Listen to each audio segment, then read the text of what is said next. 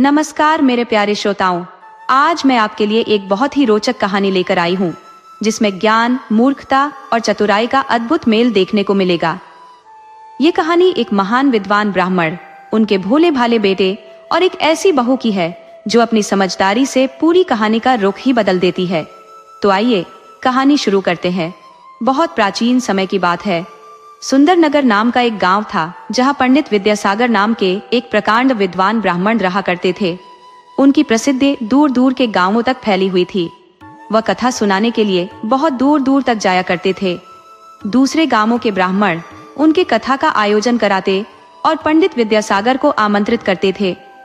विद्यासागर इतने सुंदर ढंग से कथा सुनाते कि ना समझ व्यक्ति को भी सब समझ में आ जाता। वह लोगों की समझ के अनुसार ही कथा कहते थे। ग्रामीणों के बीच उन्हीं की सरल भाषा का प्रयोग करते, जबकि विद्वानों के बीच संस्कृत में ही वार्तालाप करते। ब्राह्मण की कथा सुनाने की शैली बहुत प्रसिद्ध हो चुकी थी और उनकी मधुर आवाज भी लोगों को अपनी ओर खींचती थी। इस कारण कथा सुनने के लिए हजारों की भीड़ लग जाती थी। वह कोई एक दो दिन का आयोजन नहीं करते थे, बल्कि एक सप्ताह तक कथा सुनाते और कई कथाओं को विस्तार से सुनाने में तो 40 दिन भी लग जाते थे। इस तरह सैकड़ों पंडितों का गुजारा भी विद्यासागर पंडित के सहारे हो जाता था। अब उनकी ख्याति दूर दूर तक फैल चुकी थी और वह दूसरे नगरों में भी जाने लगे थे। मगर विद्यासागर पंडित एक काम कभी नहीं करते थे। वह राज दरबार की तरफ भूल कर भी नहीं जाते थे। राजाओं की चापलूसी उन्हें जरा भी पसंद नहीं थी। वह यह भी जानते थे कि राजा जबरदस्ती उन्हें अपने दरबार में रख सकते हैं और अपने गुणगान के लिए मजबूर कर सकते हैं। इसलिए वह राज दरबार से दूर ही रहते थे। एक बार विद्यासागर पंडित दूसरे राज्य के एक गांव में कथा सुनाने गए थे। कथा समाप्त होने के बाद वह उसी गांव में एक बहुत ही साधारण और गरीब ब्राह्मण के घर ठहर गए। उस ब्राह्मण के घर में एक बेटी थी जो सयानी हो चुकी थी। वही पंडित जी को भोजन कराती और उनका सत्कार करती थी। वह एक सप्ताह में पंडित जी से इतनी प्रभावित हुई कि लोकलाज छोड़कर अपने पिता से बोली, पिताजी, मुझे पंडित विद्यासागर बहुत पसंद आ गए हैं। वो मेरे तन मन में बस गए हैं।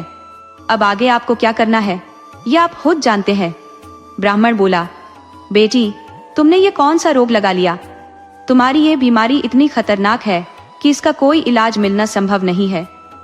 तुम जानती हो, विद्यासागर एक ख्याति प्राप्त बड़े विद्वान है। वह तुम जैसी कम पढ़ी लिखी और गरीब लड़की से ब्याह नहीं कर सकते और शायद वह अब भी ब्याह के बारे में सोचते भी न हो। मैं गरीब आदमी उनके सामने इस तरह का बेतुका प्रस्ताव रखकर हंसी का पात्र बन जाऊंगा। तुम मुझे अपमानित करने पर क्यों तुली हो? लड़की बोली, पिताजी, एक तरफ आप कहते हैं कि विद्यासागर पंडित विद्वान है, दूसरी तरफ कहते हैं कि उनके सामने प्रस्ताव रखकर अपमानित हो जाओगे। आप विद्वान की परिभाषा को किस तरह देख रहे हैं? विद्वान को अमीर गरीब से क्या मतलब? विद्वान कोई सेठ साहूकार थोड़े ही होता है। विद्या धन दौलत से खरीदी नहीं जाती। अगर ऐसा होता तो सभी सेठ साहूकार और दौलतमंद लोग विद्वान होते, फिर ब्राह्मणों को कौन पूछता? और आप कहते हैं कि अपमानित हो जाऊंगा, तो विद्वान किसी का अपमान नहीं करते, विद्वान किसी का दिल नहीं दुखाते। ब्राह्मण बोला कि तुम चाहे कुछ भी कहो, मैं कभी विद्यासागर के सामने तुम्हारे ब्याह का प्रस्ताव नहीं रखूंगा। तुम बेवकूफी मत करो, जाओ घर में। तुम्हें ब्याह की बहुत जल्दी है तो इसी साल कोई लड़का देखकर ब्याह करा देता हूँ। लड़की बोली कि किसी को पकवान पसंद है और सामने रखा हुआ है तो आप उसे जबरदस्ती सत्तू नहीं खिला सकते। मुझे किसी दूसरे से ब्याह करना ही नहीं है। और इससे पहले कि विद्यासागर पंडित यहाँ से अपने राज्य वापस चले जाएं, आप उनसे आग्रह करो। मैं उनसे आग्रह करूं यह अनुचित ही नहीं, अमर्यादित भी है। आप पिता हो, मेरे सुख दुख और खुशी का ख्याल रखना आपका कर्तव्य है। ब्राह्मण बोला कि जब मैंने एक बार मना कर दिया कि मैं उनके सामने यह प्रस्ताव नहीं रख सकता, तो तुम मेरी बात समझती क्यों नहीं? तुम एक साधारण और नासमझ लड़की हो। वह ब्याह करेंगे तो किसी खास लड़की से, शायद वह राजकुमारी हो सकती है, वह किसी बड़े विद्वान की बेटी हो सकती है। लड़की बोली कि आप जब मेरे लिए कुछ नहीं कर सकते तो फिर मेरे जीने से क्या फायदा? मैं आज से अन्न जल का त्याग कर अपना प्राण दे दूंगी। ब्राह्मण बोले कि मैं तुम्हारी धमकियों से नहीं पिघलने वाला। तुम हर बात धमकी देकर मनवा लेती हो। मगर इस बार तेरी नहीं सुनने वाला। तू मर भी जाएगी तब भी मैं इस बात को विद्यासागर के सामने नहीं कहूंगा। तुझे तो मर ही जाना चाहिए।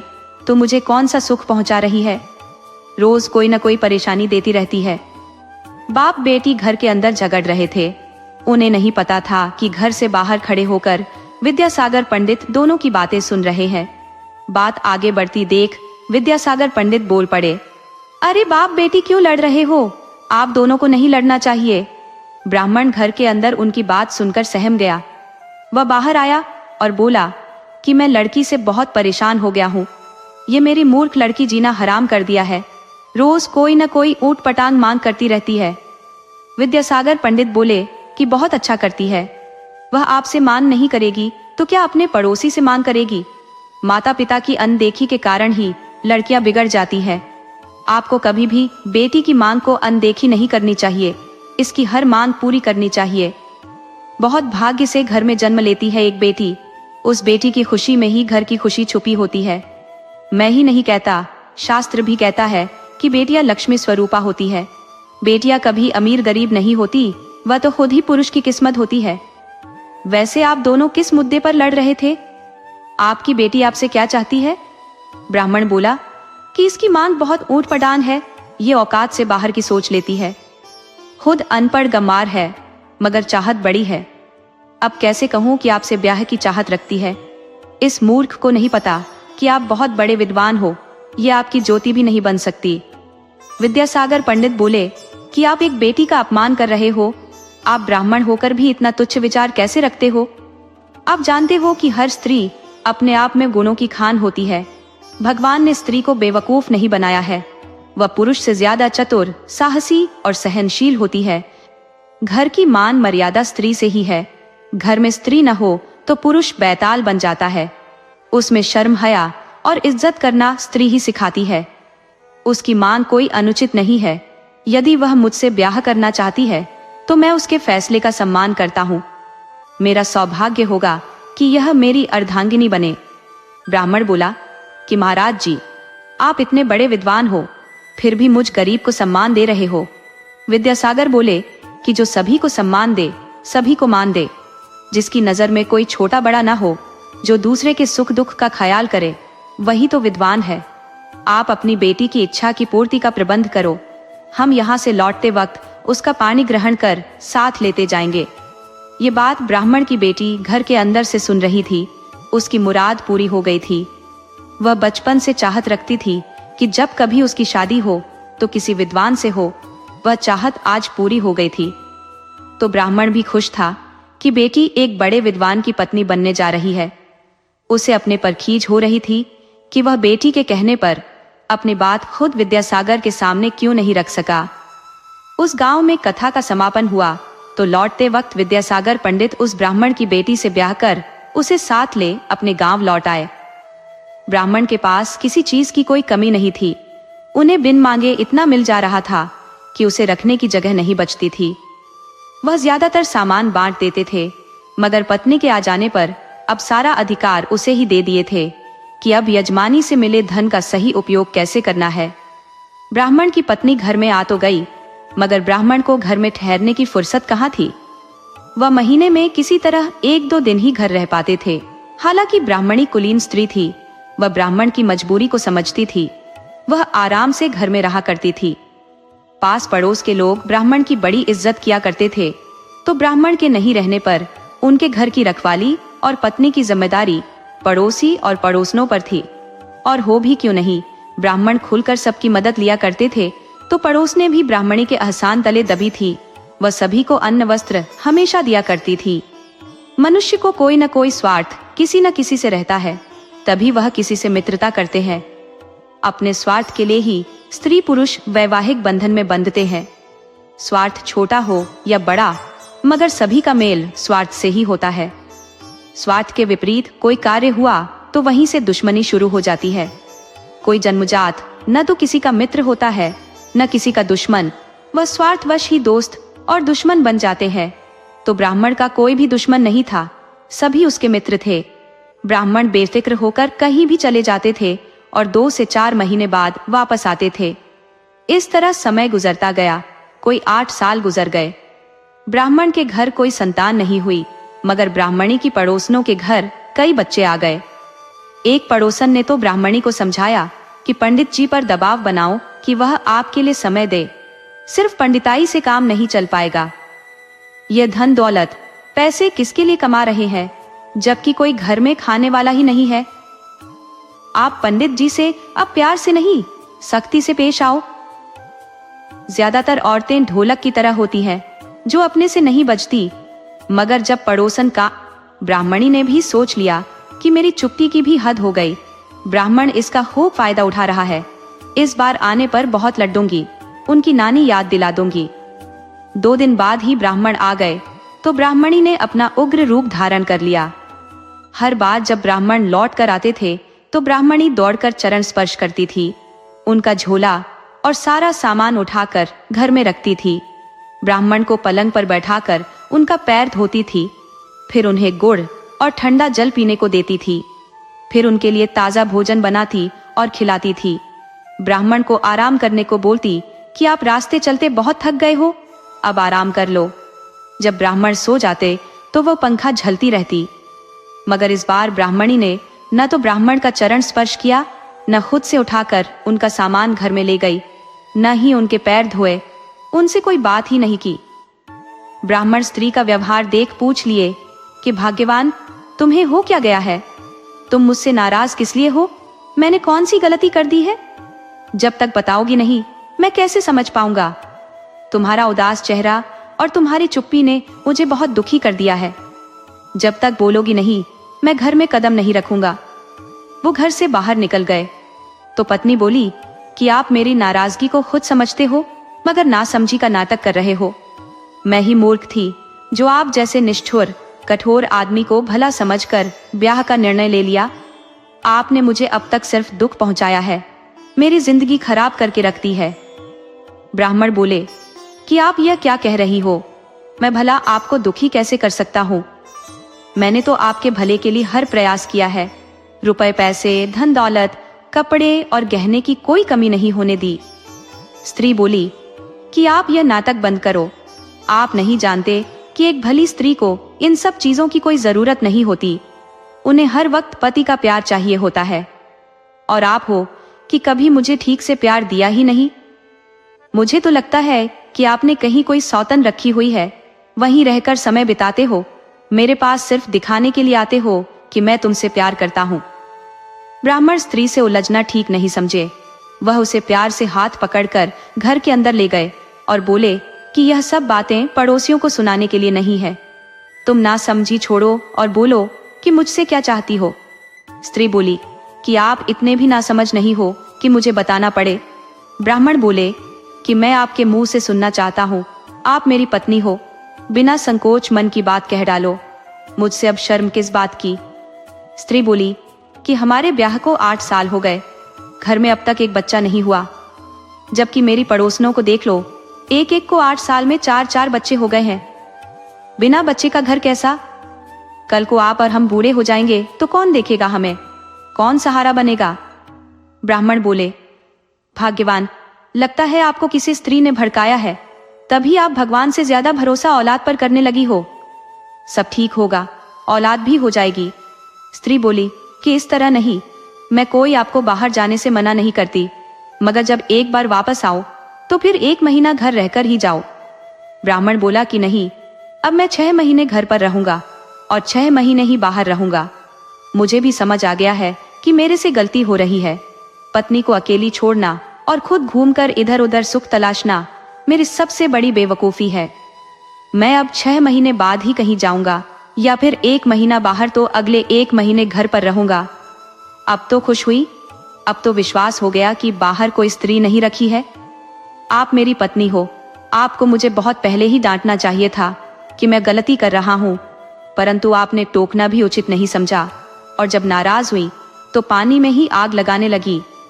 ब्राह्मणी बोली कि आप मुझे क्षमा करो, मुझसे गलती हो गई है, मुझे आपको ऐसा नहीं बोलना चाहिए था, लेकिन स्त्री हूँ, दूसरी स्त्री की बातों में आ गई थी, मुझे अपने भले का ख्याल नहीं रहा। ब्राह्मण ने कहा कि आप दुखी न हो, आपका गुस्सा मुझे बहुत अच्छा लगा। आज मुझे एहसास हुआ है कि मेरे घर में मेरी पत्नी रहती है। आज बहुत खुश हूँ। वो स्त्री ही क्या जो न रूठे, और वह पति कैसा जो रूठी पत्नी को न मनाए। इस तरह बातें करते हुए स्त्री ने ब्राह्मण की सेवा की, पैर धोए, खाने को दिया। ब्राह्मण की दिनचर्या में बदलाव हो गया। वह ज्यादा से ज्यादा समय स्त्री को देने लगे। 1 साल बाद ब्राह्मणी को एक पुत्र हुआ तो दोनों बहुत खुश हुए। ब्राह्मणी ने ब्राह्मण को छूट दे दी कि आप चाहो तो फिर से दूसरे नगर जाकर कथा सुना सकते हो। तब ब्राह्मण ने पत्नी से कहा कि मैं अब जो नियम बना लिया हूं वही ठीक है। आपके प्रति जो मेरी जिम्मेदारी है उसकी अनदेखी नहीं कर सकता। अब जिंदगी भर इसी तरह आपके साथ रहूंगा। पल पल में नियम में बदलाव मत करो। स्त्री बोली कि यह तो बहुत अच्छा होगा, आपकी जैसी इच्छा वही करो। इस तरह ब्राह्मण के दिन गुजरने लगे। उधर सुंदर नगर जिस राज्य में पड़ता था उस राज्य का नाम विक्रमपुर था। वहां का राजा विक्रम अभी नया नया राजा बना था। राजा के पिता की मृत्यु अचानक हो गई थी तो राजकुमार विक्रम को राजा बनना पड़ा था। विक्रम को अभी राजकाज चलाने का जरा भी ज्ञान नहीं था तो वह अपने मंत्री दुर्मुख के अनुसार चल रहा था। जबकि दुर्मुख एक बदमाश मंत्री था, उसकी नजर सिंहासन पर लगी थी। राजा विक्रम के पिता की मृत्यु में उसका पूरा हाथ था। वह विक्रम के पिता के साथ जंगल में शिकार करने गया था। अचानक राजा पर एक बिगड़ैल हाथी ने हमला कर दिया तो राजा बुरी तरह घायल हो गया। हालांकि उस जंगल में हाथी नहीं रहा करते थे तो मंत्री ने ही एक सनकी हाथी के महावत को तैयार करके रखा था।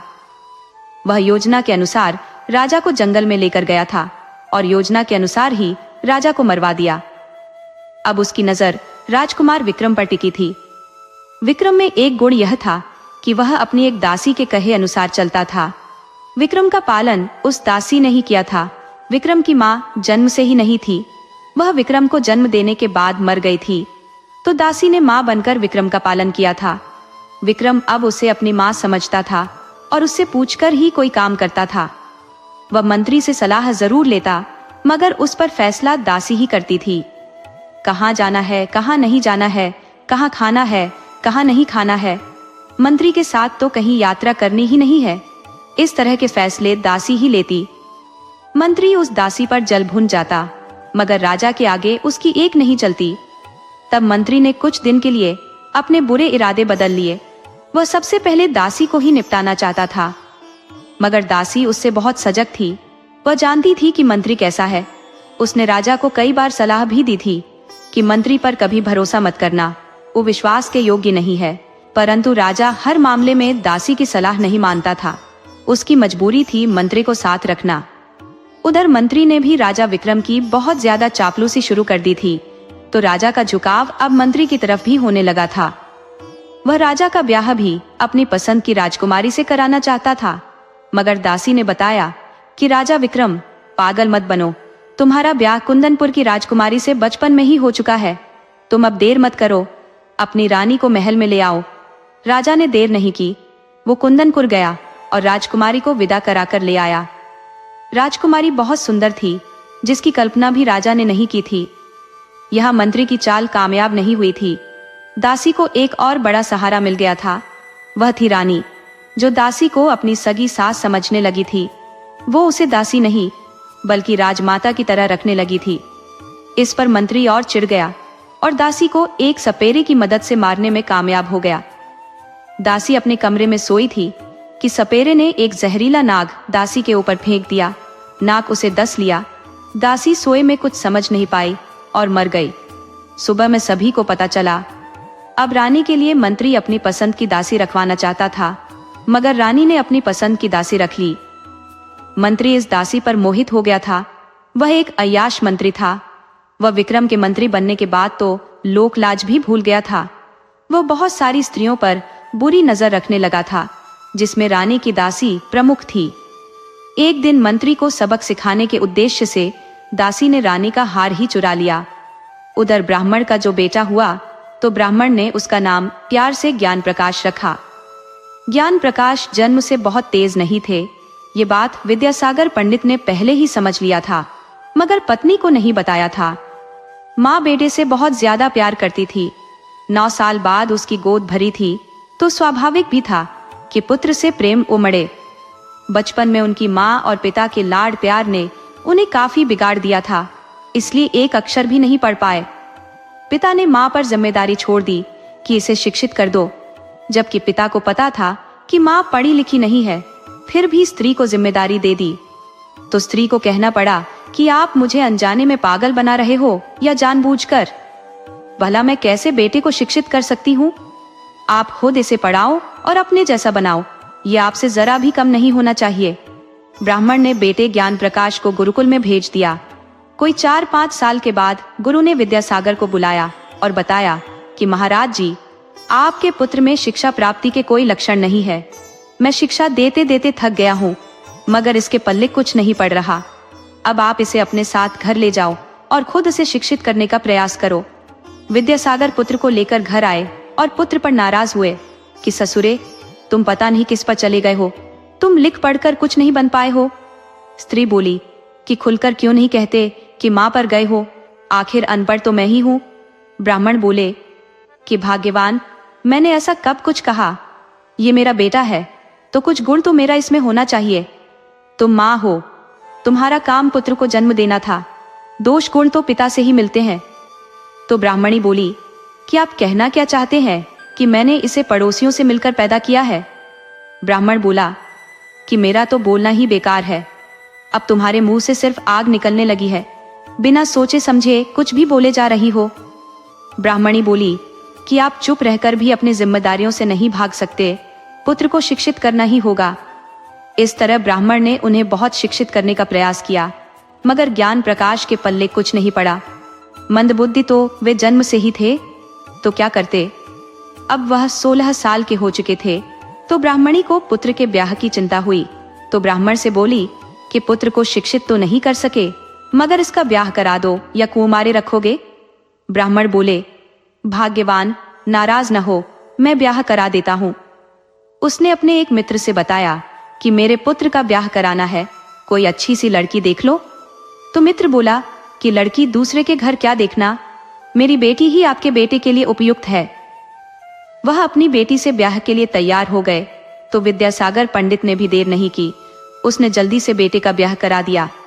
बहू विदा होकर घर में आ गई, मगर लड़की के घर में आते ही पता चल गया कि उसका पति बेवकूफ है, वह पढ़ा लिखा भी नहीं है। मेरा ब्याह एक निकम्मे से हो गया है। ज्ञान प्रकाश की पत्नी विदुषी के पिता ने यह समझकर ब्याह कर दिया था कि ज्ञान प्रकाश के खानदान में कई पीढ़ियों से सिर्फ विद्वान ही पैदा हुए थे, जिनमें विद्यासागर ने तो बहुत नाम ही कमाया है। परंतु उन्हें क्या पता था कि पंडित विद्यासागर के घर मूर्ख औलाद ने जन्म ले लिया है। अब उनकी मूर्खता का खामियाजा पत्नी को भुगतना पड़ रहा था कि जहां पत्नी को पति के सहारे की जरूरत थी, वह अब भी सास ससुर पर निर्भर थी।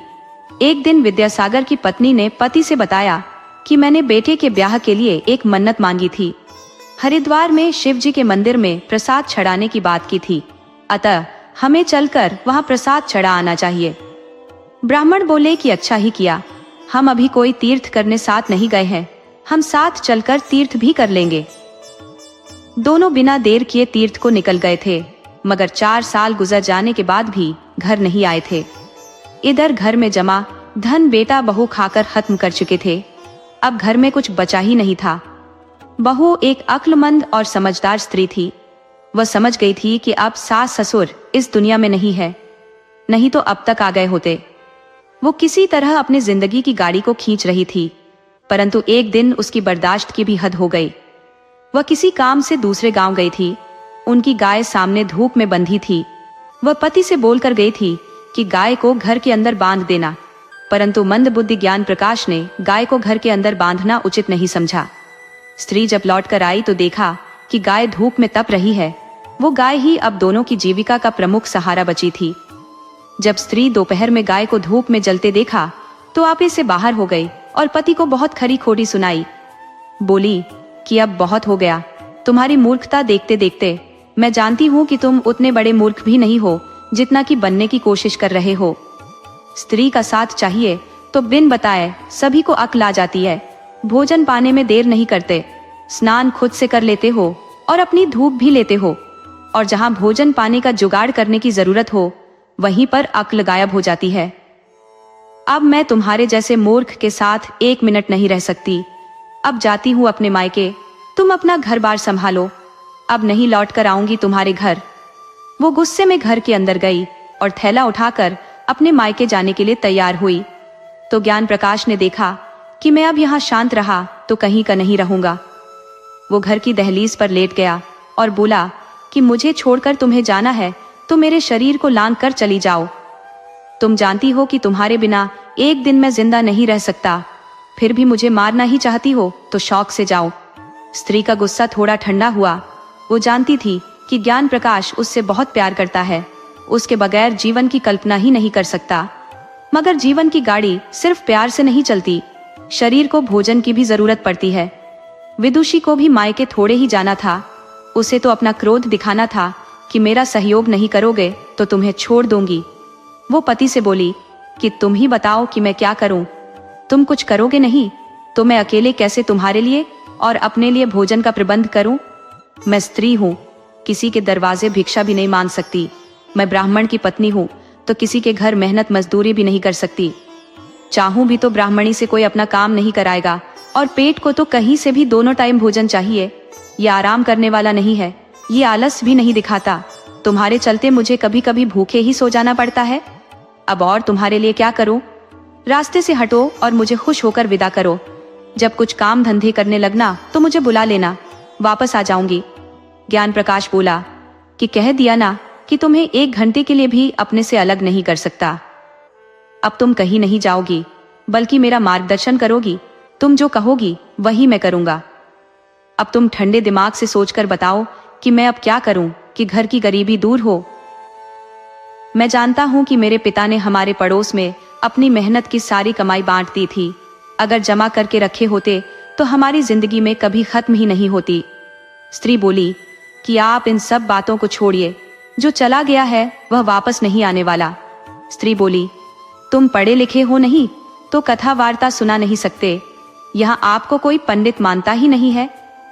मगर मेरे पास एक उपाय है, तुम ज्योतिष बिना पढ़े लिखे भी बन सकते हो। मैं जैसा कहूंगी तुम्हें वैसा ही करना पड़ेगा। अगर आनाकानी या आलस दिखाया तो ये झोला मायके के लिए कभी भी उठ सकता है। ज्ञान प्रकाश बोला, मैं अब कभी तुम्हें शिकायत का मौका ही नहीं दूंगा। मैं उतना ही करूंगा जितना कि तुम कहोगी। आज से तुम मेरी पत्नी नहीं, मेरी गुरु भी हो। आज तुमने एक बहुत बड़ी बात कह दी है, मैं अब संभल गया हूं। मैंने कभी सोचा ही नहीं था कि तुम मुझे छोड़कर जा भी सकती हो, परंतु मुझे अक्ल आ गई है। अब बताओ मुझे क्या करना है? स्त्री बोली, आपको 1 महीने तक मौन रहकर गांव से बाहर सुबह शाम देवी के मंदिर में पूजा करनी है। वैसे भी आप रोज देवी के स्थान पर जाते हो, मगर अब मेरे कहे अनुसार जाओगे।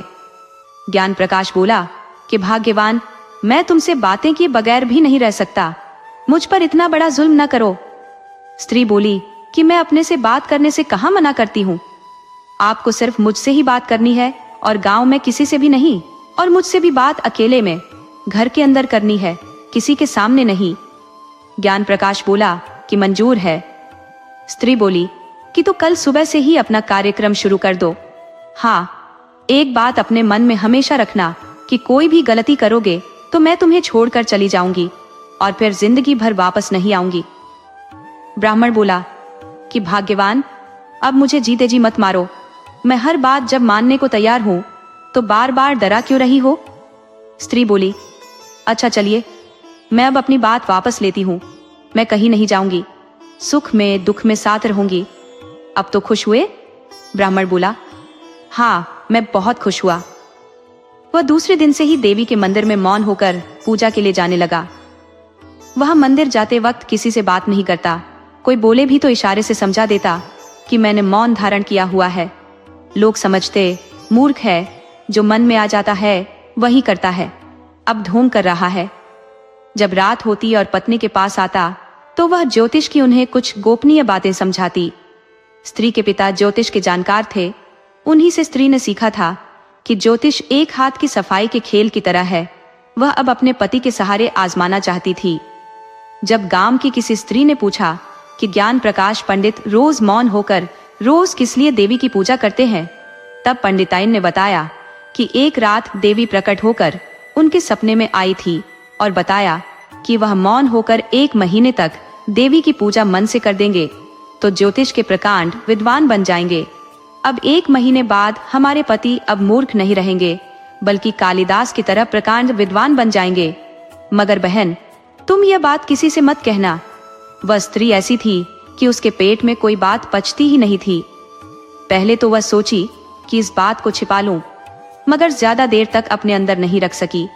उसने गांव की हर एक स्त्री तक ये खबर फैला दी कि ज्ञान प्रकाश पर देवी की कृपा हो गई है, वह ज्योतिष शास्त्र का ज्ञाता बनने वाला है। उसे देवी ने सपने में दर्शन देकर बताया है कि मौन रहकर देवी पूजन 1 महीने तक करोगे तो विद्वान बन जाओगे, परंतु बहन, यह बात किसी से मत बताना। दूसरी औरत ने भी तीसरी से बताया कि ज्ञान प्रकाश को देवी ने दर्शन दिया है। इस तरह एक दूसरी, फिर तीसरी, और इसी तरह अब कोई जाने बिना बाकी ही नहीं रह गई थी। स्त्रियां पुरुषों की अपेक्षा ज्यादा अंधभक्त होती हैं। सभी ने मान लिया कि ज्ञान प्रकाश ज्योतिष के जानकार बन जाएंगे। कल तक जो स्त्रियां ज्ञान प्रकाश को देख नाक भौं सिकोड़ लेती थी, अब आदर से उन्हें देवी की पूजा करते देखा करती। रास्ते में जाते दिख जाते तो हाथ जोड़कर रास्ते में खड़ी हो जाती। स्त्रियों ने उन्हें आदर देना शुरू कर दिया था। इस तरह 1 महीना गुजर गया। तब ज्ञान प्रकाश ने पत्नी से सलाह ली कि अब क्या करना है। स्त्री बोली, आप घबराइए नहीं, बस धैर्य रखिए, किसी भी परिस्थिति में अपना धैर्य मत खोना। पंडिताइन ने आधी रात में अपने एक पड़ोसी की भैंस उसके दरवाजे से खोलकर दूर एक बगीचे में बांध आई। सुबह में पड़ोसन ने देखा कि मेरी तो भैंस दरवाजे पर है ही नहीं, शायद कोई चोर चुरा ले गया। उसे ख्याल आया कि ज्ञान प्रकाश अभी अभी ज्योतिष की जानकारी हासिल की है, वह भी देवी की कृपा से। उन पर देवी की कृपा हो गई है, चलकर उनसे ही पूछती हूँ। वह भागती हुई ज्ञान प्रकाश के घर आई।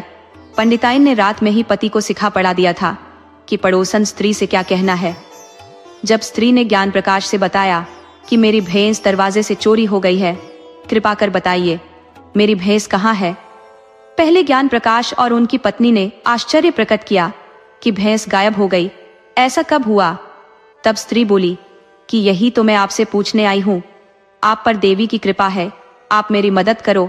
ज्ञान प्रकाश ने आंखें बंद कर कुछ देर मौन रहे और बताया कि गांव से पूरब तरफ बगीचे में भैंस बंधी पड़ी है। वो स्त्री भागी भागी बगीचे में गई तो उसकी भैंस मिल गई। इसकी चर्चा दिन भर गांव में होती रही कि ज्ञान प्रकाश बड़े ज्योतिषी हो गए हैं। दूसरे दिन एक धोबी आया जिसका गधा 3 दिन से गुम हो गया था, पर ढूंढने से भी नहीं मिल रहा था। पंडिताइन सुबह में गांव से बाहर तालाब में स्नान करने गई थी। तालाब के पास ही एक घनी झाड़ी थी, उसी में गधा छिपकर बैठा था। पंडिताइन ने उसे देख लिया था और ज्ञान प्रकाश से बता दिया था। उसे अनुमान था कि धोबी जरूर यहाँ गद्दे की जानकारी लेने आएगा। धोबी को किसी ने बता दिया था कि अब ज्ञान प्रकाश ज्योतिषी बन गए हैं, तो वह ज्ञान प्रकाश के पास आया और अपनी बात बताई कि महाराज जी, मेरा गधा 3 दिन से खो गया है, उसे ढूंढने में मेरी मदद करो। ज्ञान प्रकाश ने आंखें बंद कर कुछ देर विचार किया, फिर बोला, तुम्हारा गधा तालाब के किनारे झाड़ी में दंड बैठक कर रहा है। धोबी जब भागा भागा तालाब के पास झाड़ी में गया तो देखा गधा उसी में छिपकर बैठा है। फिर क्या था, धोबी ने ज्ञान प्रकाश का खूब प्रचार किया। खबर वहां के राजा विक्रम को लगी। दरअसल उसकी प्यारी रानी का हार खो गया था। वह ढूंढ ढूंढ कर परेशान हो गया था। खोजने में कोई जगह बाकी नहीं थी। राजा ने ज्ञान प्रकाश को दरबार में बुलवा लिया। राजा ने बुलाया है, यह खबर सुनकर ज्ञान प्रकाश के हाथ पांव फूल गए, परंतु राजा ने बुलाया है तो जाना ही था। वो पत्नी से बोला, आखिर फंसा दिया ना मुझे। पंडिताइन बोली, घबराते काहे हो। राजा, जब कोई भी सवाल करे तो उससे 1 हफ्ते की मोहलत ले लेना, बाकी सब मुझ पर छोड़ दो। ज्ञान प्रकाश राजा के दरबार में गया। राजा ने उसका स्वागत किया तथा बोला कि आजकल आपका बहुत नाम सुन रहा हूँ, आप ज्योतिष के बहुत बड़े जानकार हो। ज्ञान प्रकाश बोला कि देवी की कृपा है, मुझ में कोई शक्ति नहीं, उन्हीं के आशीर्वाद से सब बता देता हूँ। राजा बोला, मेरी महारानी का हार खो गया है। साधारण हार होता तो मैं छोड़ भी देता, परंतु मेरे परिवार में 7 पीढ़ियों से वह हार चला आ रहा है। उसे सिर्फ महारानी ही पहनती है, या फिर जो पहन लेती है वही महारानी बनती है। तो उस हार के चोर के बारे में बताना है। बताने वाले को राज दरबार में उचित स्थान दिया जाएगा और नहीं बताने पर मंत्री जी सजा तय करते हैं। मंत्री बोला, 100 कोड़े लगाने के बाद फांसी चढ़ा दिया जाएगा। ज्ञान प्रकाश को तो बहुत घबराहट हुई कि कहां आकर फंस गए, परंतु उन्हें अपनी पत्नी पर बहुत भरोसा था। उन्होंने कहा कि महाराज, ऐसे कामों में समय लगता है, देवी को बहुत मनाना पड़ता है। मुझे 1 सप्ताह का समय चाहिए। चोर को मैं पाताल से भी लाकर आपके सामने खड़ा कर दूंगा। मंत्री बोला, और अगर भागने की कोशिश की तो मैं भी तुम्हें पाताल से ढूंढकर फांसी चढ़ा दूंगा। सुना है तुम्हारी पत्नी बहुत सुंदर है, तो उसे जिंदगी भर राजा की दासी बनकर रहना पड़ेगा। ब्राह्मण को लगा कि यहाँ तो राजा से ज्यादा मंत्री की चल रही है। वह घर लौट आया और सारी बात पत्नी से बताई। स्त्री ने कहा, आप जरा भी चिंता मत करो, सब ठीक हो जाएगा, बस देवी पर भरोसा रखो। उधर रानी के हार को रानी की दासी ने चुरा लिया था। उसने भी सुन रखा था कि ज्ञान प्रकाश पंडित ज्योतिष की सटीक जानकारी देता है, तो बहुत डर गई।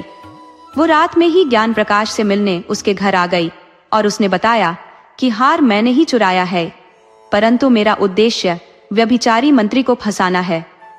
मंत्री ने एक बार मेरी बहन से दुराचार किया। विरोध करने पर मेरे पिता और बहन को मार डाला। वह सुंदर स्त्रियों का आशिक है।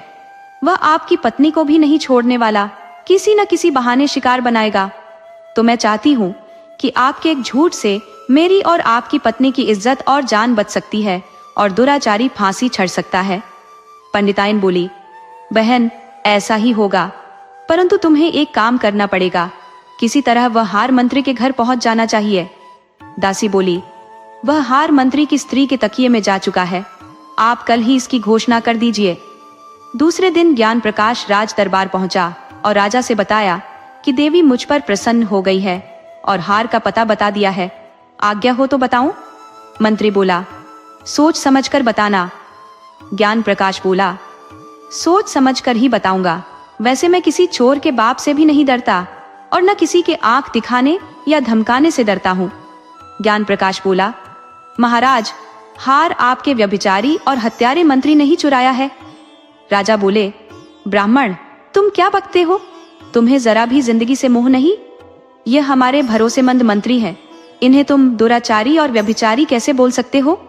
ज्ञान प्रकाश बोला, महाराज, यह देवी माँ का कथन है, मैं कोई अपने से दोष नहीं लगा रहा। आप सत्यता की जांच करें, देवी का कथन कभी झूठा नहीं होता। राजा बोला, अगर बात गलत निकली तो फांसी चढ़ा दिए जाओगे। ज्ञान प्रकाश बोला, और सत्य निकली तो? राजा बोला, मंत्री को ही फांसी चढ़ा दिया जाएगा। राजा स्वयं पता करने गया। मंत्री बहुत खुश होकर राजा के साथ गया। वह ब्राह्मण से कहता जा रहा था कि तू तो फांसी चढ़ेगा ही, तेरी पत्नी मेरी खास दासी रहेगी। वहां ज्ञान प्रकाश के बताए अनुसार मंत्री की स्त्री का तकिया जांचा गया तो हार उसी में मिल गया। मंत्री की तो सिट्टी पिट्टी गुम हो गई। राजा ने तुरंत मंत्री को गिरफ्तार करवा लिया। ज्ञान प्रकाश ने राजा से बताया कि आपके खिलाफ मंत्री बड़ा षड्यंत्र कर रहा था। वह गद्दी हथियाना चाहता था। यह आपके पिता पर भी बुरी नजर रखता था। आप इससे मारपीट कर पूछ लीजिए। मंत्री जान गया कि ज्ञान प्रकाश सब जान गया है, तो उसने राजा के पिता की हत्या की बात कबूल कर ली। उसने राजा की धाई माँ की हत्या भी कबूल कर ली। इतना सुनना था कि राजा ने मंत्री को उसके घर में ही फांसी चढ़वा दिया और ज्ञान प्रकाश पंडित को अपना सलाहकार बना लिया। ब्राह्मण और उसकी पत्नी को राज दरबार में रहने खाने पीने का प्रबंध हो गया। ज्ञान प्रकाश अपनी पत्नी से बोला, भाग्यवान, हम किसी दिन बुरे फंस सकते हैं। इसके लिए कोई उपाय सोचो कि सांप भी मरे और लाठी भी न टूटे। स्त्री बोली, आप ठीक कहते हो। इस वक्त हम गांव में नहीं, राज दरबार में है और एक भी झूठी खबर जानलेवा बन सकती है। वो ज्ञान प्रकाश से बोली, आप फिर से मौन हो जाओ, राजा को जवाब मैं दूंगी। दूसरे दिन वो ज्ञान प्रकाश को लेकर राजा के पास गई और बोली, महाराज, देवी ने मेरे पति का साथ छोड़ दिया है। अब यह ज्योतिष की भविष्यवाणी नहीं कर सकते। सदमे में कुछ बोल भी नहीं पा रहे। आप अब हमें राज दरबार छोड़ने की आज्ञा दे। राजा बोला, नहीं, मैं इतना कृतज्ञ नहीं हूं कि बुरे वक्त में तुम्हें दरबार से निकाल दूं। अरे, ब्राह्मण ने तो मंत्री के षड्यंत्र से हमें बचा लिया, यही उपकार क्या कम है। तुम दोनों जीवन भर यहीं दरबार में ही रहोगे, तुम्हें वही सम्मान मिलता रहेगा जो अब तक मिल रहा था। मुझे अब कोई भविष्यवाणी नहीं करानी है। इस तरह ब्राह्मण और उसकी चतुर पत्नी राज दरबार में स्थान पा गए और कपटी मंत्री फांसी चढ़ गया। एक समझदार जीवन साथी सबसे बड़ी दौलत होती है, जो मुश्किल समय में न सिर्फ सहारा बनती है बल्कि किस्मत भी बदल सकती है। बुद्धि का सही इस्तेमाल करके किसी भी परिस्थिति पर विजय पाई जा सकती है, चाहे सामने कितनी भी बड़ी चुनौती क्यों न हो।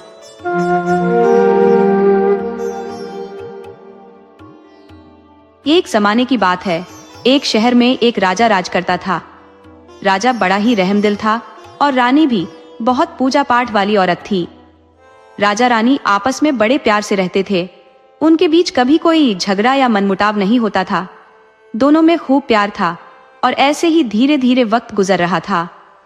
एक दिन रानी को चक्कर आ गया और वह जमीन पर गिर पड़ी। राजा ने फौरन राजवैद्य को बुलाया। राजवैद्य ने रानी की नब्ज देखी और मुस्कुराते हुए बोले, महाराज, बहुत खुशी की बात है, रानी साहिबा मां बनने वाली है। ये सुनकर राजा बहुत खुश हुए और उन्होंने पूरे शहर में मिठाइयां बंटवाईं। अब धीरे धीरे वक्त बीता। रानी का 5वां और फिर 6ठा महीना भी गुजर गया, लेकिन उनकी तबीयत बहुत ज्यादा खराब रहने लगी। एक दिन रानी ने अपने पति राजा साहब से कहा, राजा साहब, अगर मैं बच्चे को जन्म देकर इस दुनिया से चली गई तो क्या आप दूसरी शादी कर लेंगे? राजा बोले, नहीं रानी, ऐसा कभी नहीं हो सकता। हम दूसरी शादी क्यों करेंगे?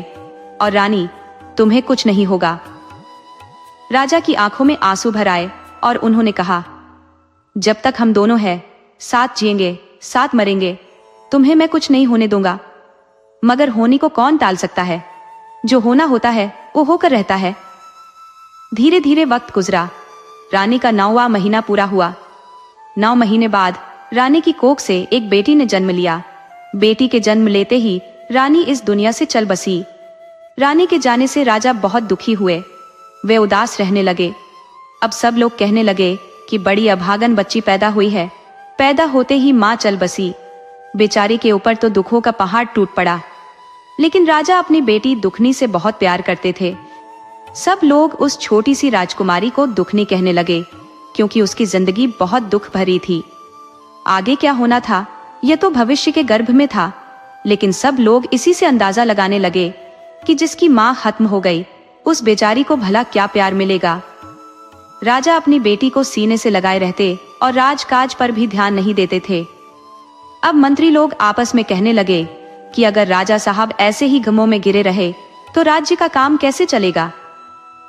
राजा साहब दुखनी को बहुत प्यार करते थे, क्योंकि वह बहुत छोटी बच्ची थी। एक दिन राजा साहब को मंत्रियों ने, प्रजा के बड़े बुजुर्गों ने और घर परिवार के लोगों ने मिलकर समझाया, देखिए राजा साहब, आपको राजकाज भी चलाना है, इसलिए आप दूसरी शादी कर लीजिए। आपकी बेटी बहुत छोटी है, उसे भी माँ की जरूरत है। उसे माँ का आंचल मिल जाएगा और आप राजकाज पर ध्यान दीजिए। जब सबने राजा को समझाया तो राजा ने पहले तो दूसरी शादी से मना कर दिया। उन्होंने कहा कि सौतेली माँ आएगी, पता नहीं वो मेरी बच्ची को कैसे रखेगी। लेकिन जब सबने समझाया तो राजा को बात समझ में आ गई और राजा ने दूसरी शादी करने के लिए हाँ कर दी। अब राजा की दूसरी शादी हो गई। राजा की दूसरी पत्नी महल में आ गई, यानी नई रानी आ गई। राजा ने अपनी बेटी दुखनी को नई रानी की गोद में दिया और उनसे कहा कि मेरी बेटी का ख्याल रखना। रानी ने आते ही देखा कि अभी तो शादी हुई है और आते ही एक बच्ची की जिम्मेदारी उसे सौंप दी गई। क्या वह नौकरानी है जो आते ही उसे मां बना दिया गया? अब वह राजा के सामने तो कुछ नहीं कहती थी, लेकिन वह मन ही मन दुखनी को पसंद नहीं करती थी। राजा के सामने तो वह उसका पालन पोषण बहुत अच्छे से करती थी, लेकिन राजा के जाते ही उसे दासियां संभालती थी। कुछ दिन बाद धीरे धीरे वक्त बीता और नई रानी भी गर्भवती हो गई। राजा को जब यह पता चला तो वे बहुत खुश हुए, लेकिन राजा के मन ही मन एक डर था कि पहली बार उन्होंने अपनी पत्नी को खो दिया था। इसलिए वे खुश भी थे और अंदर से दुखी भी थे कि कहीं इस बार भी वे अपनी रानी को न खो दे। राजा यह डर जता नहीं रहे थे, लेकिन मन ही मन वे बहुत चिंतित थे। वे दूसरी रानी को खोना नहीं चाहते थे। दूसरी रानी भी राजा की इस कमजोरी को जानती थी। धीरे धीरे रानी राजा को अपने काबू में करती गई। अब धीरे धीरे वक्त बीता। दूसरी रानी का 9वां महीना पूरा हुआ तो दूसरी रानी की कोख से भी एक बेटी ने जन्म लिया। रानी और बेटी दोनों स्वस्थ थी, इसलिए उस लड़की का नाम सुखनी रखा, क्योंकि वह सुखों में पैदा हुई थी। अब राजा की 2 संतानें हो गई, 2 माताएं और एक पिता थे। दोनों संतानों का पिता एक और माताएं 2 हो गई। अब दोनों लड़कियां महल में पलने लगी। दुखनी दासियों के हाथों पली बड़ी थी, जबकि सुखनी को माँ की गोद नसीब हुई थी। अब सुखनी का झूठा खाना दुखनी खाती और दुखनी के लिए सुखनी के खिलौने, फटे पुराने कपड़े होते थे, वही दुखनी को पहनाए जाते थे। उसकी सौतेली माँ ऐसा करती थी। बेचारी दुखनी थोड़ी बड़ी हो गई थी और सुखनी भी साथ साथ बड़ी हो रही थी। दोनों राजकुमारियां महल में ही रहने लगी, लेकिन दोनों का नसीब अलग अलग था। दुखनी दासी बनकर रहती और सुखनी राजकुमारी बनकर रहती। धीरे धीरे दुखनी को उसकी सौतेली माँ खाना बनाने और घर के कामों में लगाने लगी। दुखनी को पढ़ने उसकी माँ नहीं भेजती थी। सुखनी पढ़ाई करने जाती थी। राजा रानी के इशारे पर नाचने लगे थे। उन्हें तो दुखनी का दुख जरा भी दिखाई नहीं देता था। धीरे धीरे वक्त बीता। दोनों बहनें बड़ी हो गई। सुखनी 15 साल की हो गई और दुखनी 13 साल की हो गई। कहने को तो सब लोग अब राजा से कहने लगे, राजा साहब, अब आपकी बड़ी बेटी दुखनी बड़ी हो गई है, क्या उसकी शादी नहीं करनी है? राजा बोले, क्यों? शादी क्यों नहीं करेंगे? करेंगे। राजा यही सब बातें रानी को बताते हैं दुखनी की शादी करने के लिए। तो रानी कहती है, देखिए, दुखनी की ही शादी नहीं, सुखनी की भी शादी करनी है। दोनों की शादी करनी है, लेकिन मेरी एक बात मान लीजिए। नाई और ब्राह्मण को तो बुला लीजिए, लेकिन दुखनी के लिए कोई राज घराना मत देखिए, क्योंकि दुखनी बड़ी अभागन है।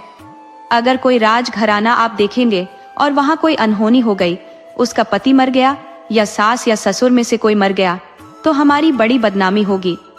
लोग कहेंगे कि देखो कैसी अभागन आई है, आते ही खा गई, इसलिए हमारी बहुत बदनामी हो जाएगी। राजा साहब, कोई ऐसा घर देखिए जिसका कोई न हो। अगर उसके परिवार में कुछ ऊंच नीच हो गई तो कोई कुछ कहने का भी नहीं है। राजा तो रानी की हर बात मानते थे। जैसे रानी कहती गई, राजा हां भरते गए। राजा ने नाई और ब्राह्मण को बुलाया और दुखनी के लिए कोई गरीब घर का लड़का देखने के लिए कह दिया, जबकि उन्होंने अपनी छोटी बेटी सुखने के लिए राजघराना ढूंढने के लिए राजपुरोहित को भेजा। दोनों नाई और ब्राह्मण घर से निकल गए और बहुत दूर दूर तक गांव-गांव पैदल चलते रहे। देखते रहे कि कोई लड़का उनकी बेटियों के लायक मिल जाए। अब दोनों गांव-गांव तो जाते हैं, लेकिन गरीब लोग तो पैदल ही रास्ते से जाते थे।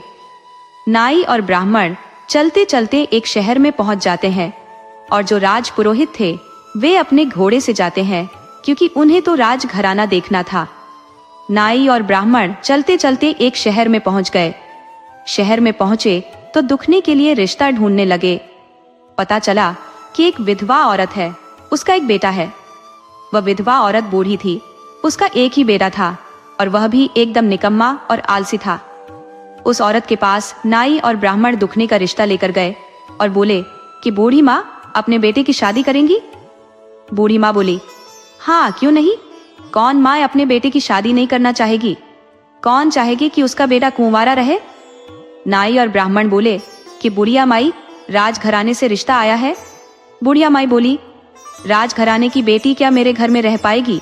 मैं तो एक दुखियारी ठहरी। नाई और ब्राह्मण बोले, कोई बात नहीं बूढ़ी माँ, बस हाँ कह दो और रह लेगी। बूढ़ी माँ हाँ कहती है। दुखनी की शादी गरीब घर में पक्की हो गई और नाई ब्राह्मण शादी की तारीख तय करके चले जाते हैं। सुखनी के लिए उसी राज्य में, उसी गांव के एक राजा के घर में, जिनके घर में दास दासियां लगे हुए थे, नौकर चाकर लगे हुए थे, उसी गांव में, उसी राज घराने में सुखनी की शादी राजपुरोहित पक्की कर गए थे।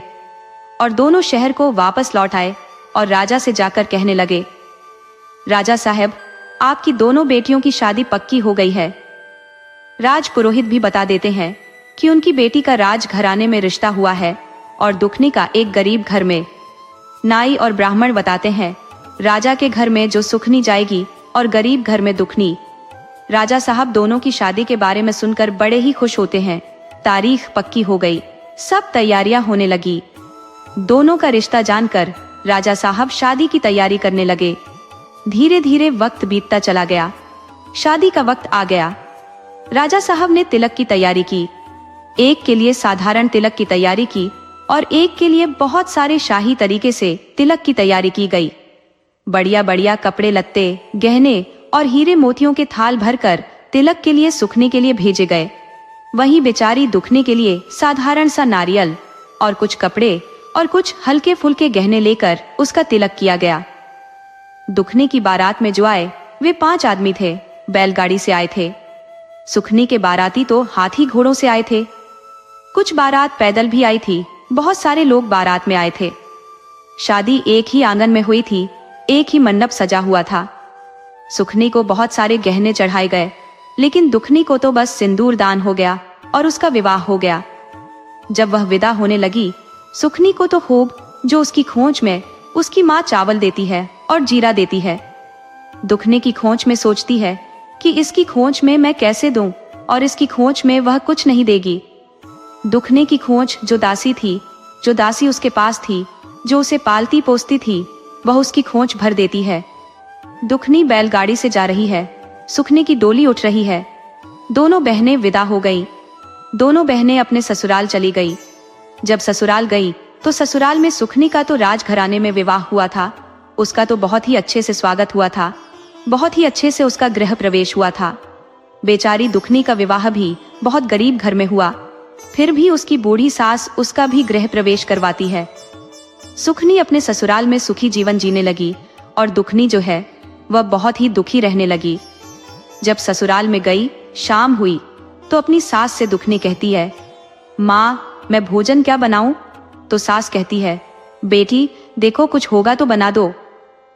तो दुखनी देखती है तो घर में थोड़ा बहुत ही अन्न बचा था। खाना उसी का बना दी। सुबह से तो अब उसके पास कोई अन्न भी नहीं था। सुबह का खाना कैसे बनेगा? किसी तरह 2-4 दिन मुश्किल का जीवन बिताई। उसके बाद दुखनी कहती है, माँ जी क्या मैं भी आपकी मदद करूं? मैं भी कुछ काम करती हूँ। तब उसकी सास कहती है, बेटी तुम तो नई नवेली दुल्हन हो, राजघराने की हो, आखिर तुम कौन सा काम करोगी? दुखनी कहती है, माँ जी जो भी काम मिलेगा वह काम हम कर लेंगे। भूखे मरने से तो अच्छा है कि हम कोई काम कर ले। और घर में वह लीपा पोती करके सजा संवार कर उसे सुंदर सा उसने अपने घर में भगवान की तस्वीर लगा दी, भोलेनाथ की तस्वीर लगा दी, माता रानी की तस्वीर लगा दी और घर को अच्छे से साफ सफाई करके सजा दिया। पति को रोज कहती कि कुछ न कुछ काम करने जाओ और यह घर पर पड़े रहते हो। और वह भी दूसरों के घर में काम करने जाने लगी और कहने लगी कि चाची, दादी, अड़ोस पड़ोसियों से आप कोई भी काम देंगे तो हम वह काम कर देंगे। अब घर में गोबर उठाना, कोई कहता मेरे घर के बर्तन धो देना, कोई कहता मेरे घर के कपड़े धो देना, कोई झाड़ू पोछा के लिए कहता। तो दुखनी घर के काम लोगों के करने लगी, घर के काम करने लगी। धीरे धीरे वक्त बीतता जा रहा था। धीरे धीरे 4-6 महीने बीते। दुखनी गर्भवती हो गई और धीरे धीरे 9वां महीना हुआ। दुखनी के एक सुंदर सा बेटा पैदा हुआ। कुछ दिन बाद 2-2.5 साल, 3 साल बीते। फिर से दुखनी को एक और संतान हो गई। उसके बाद जो दुखनी है वह गांव वालों के काम कर करके, गांव वाले उसकी मेहनत और लगन से बहुत प्रसन्न थे।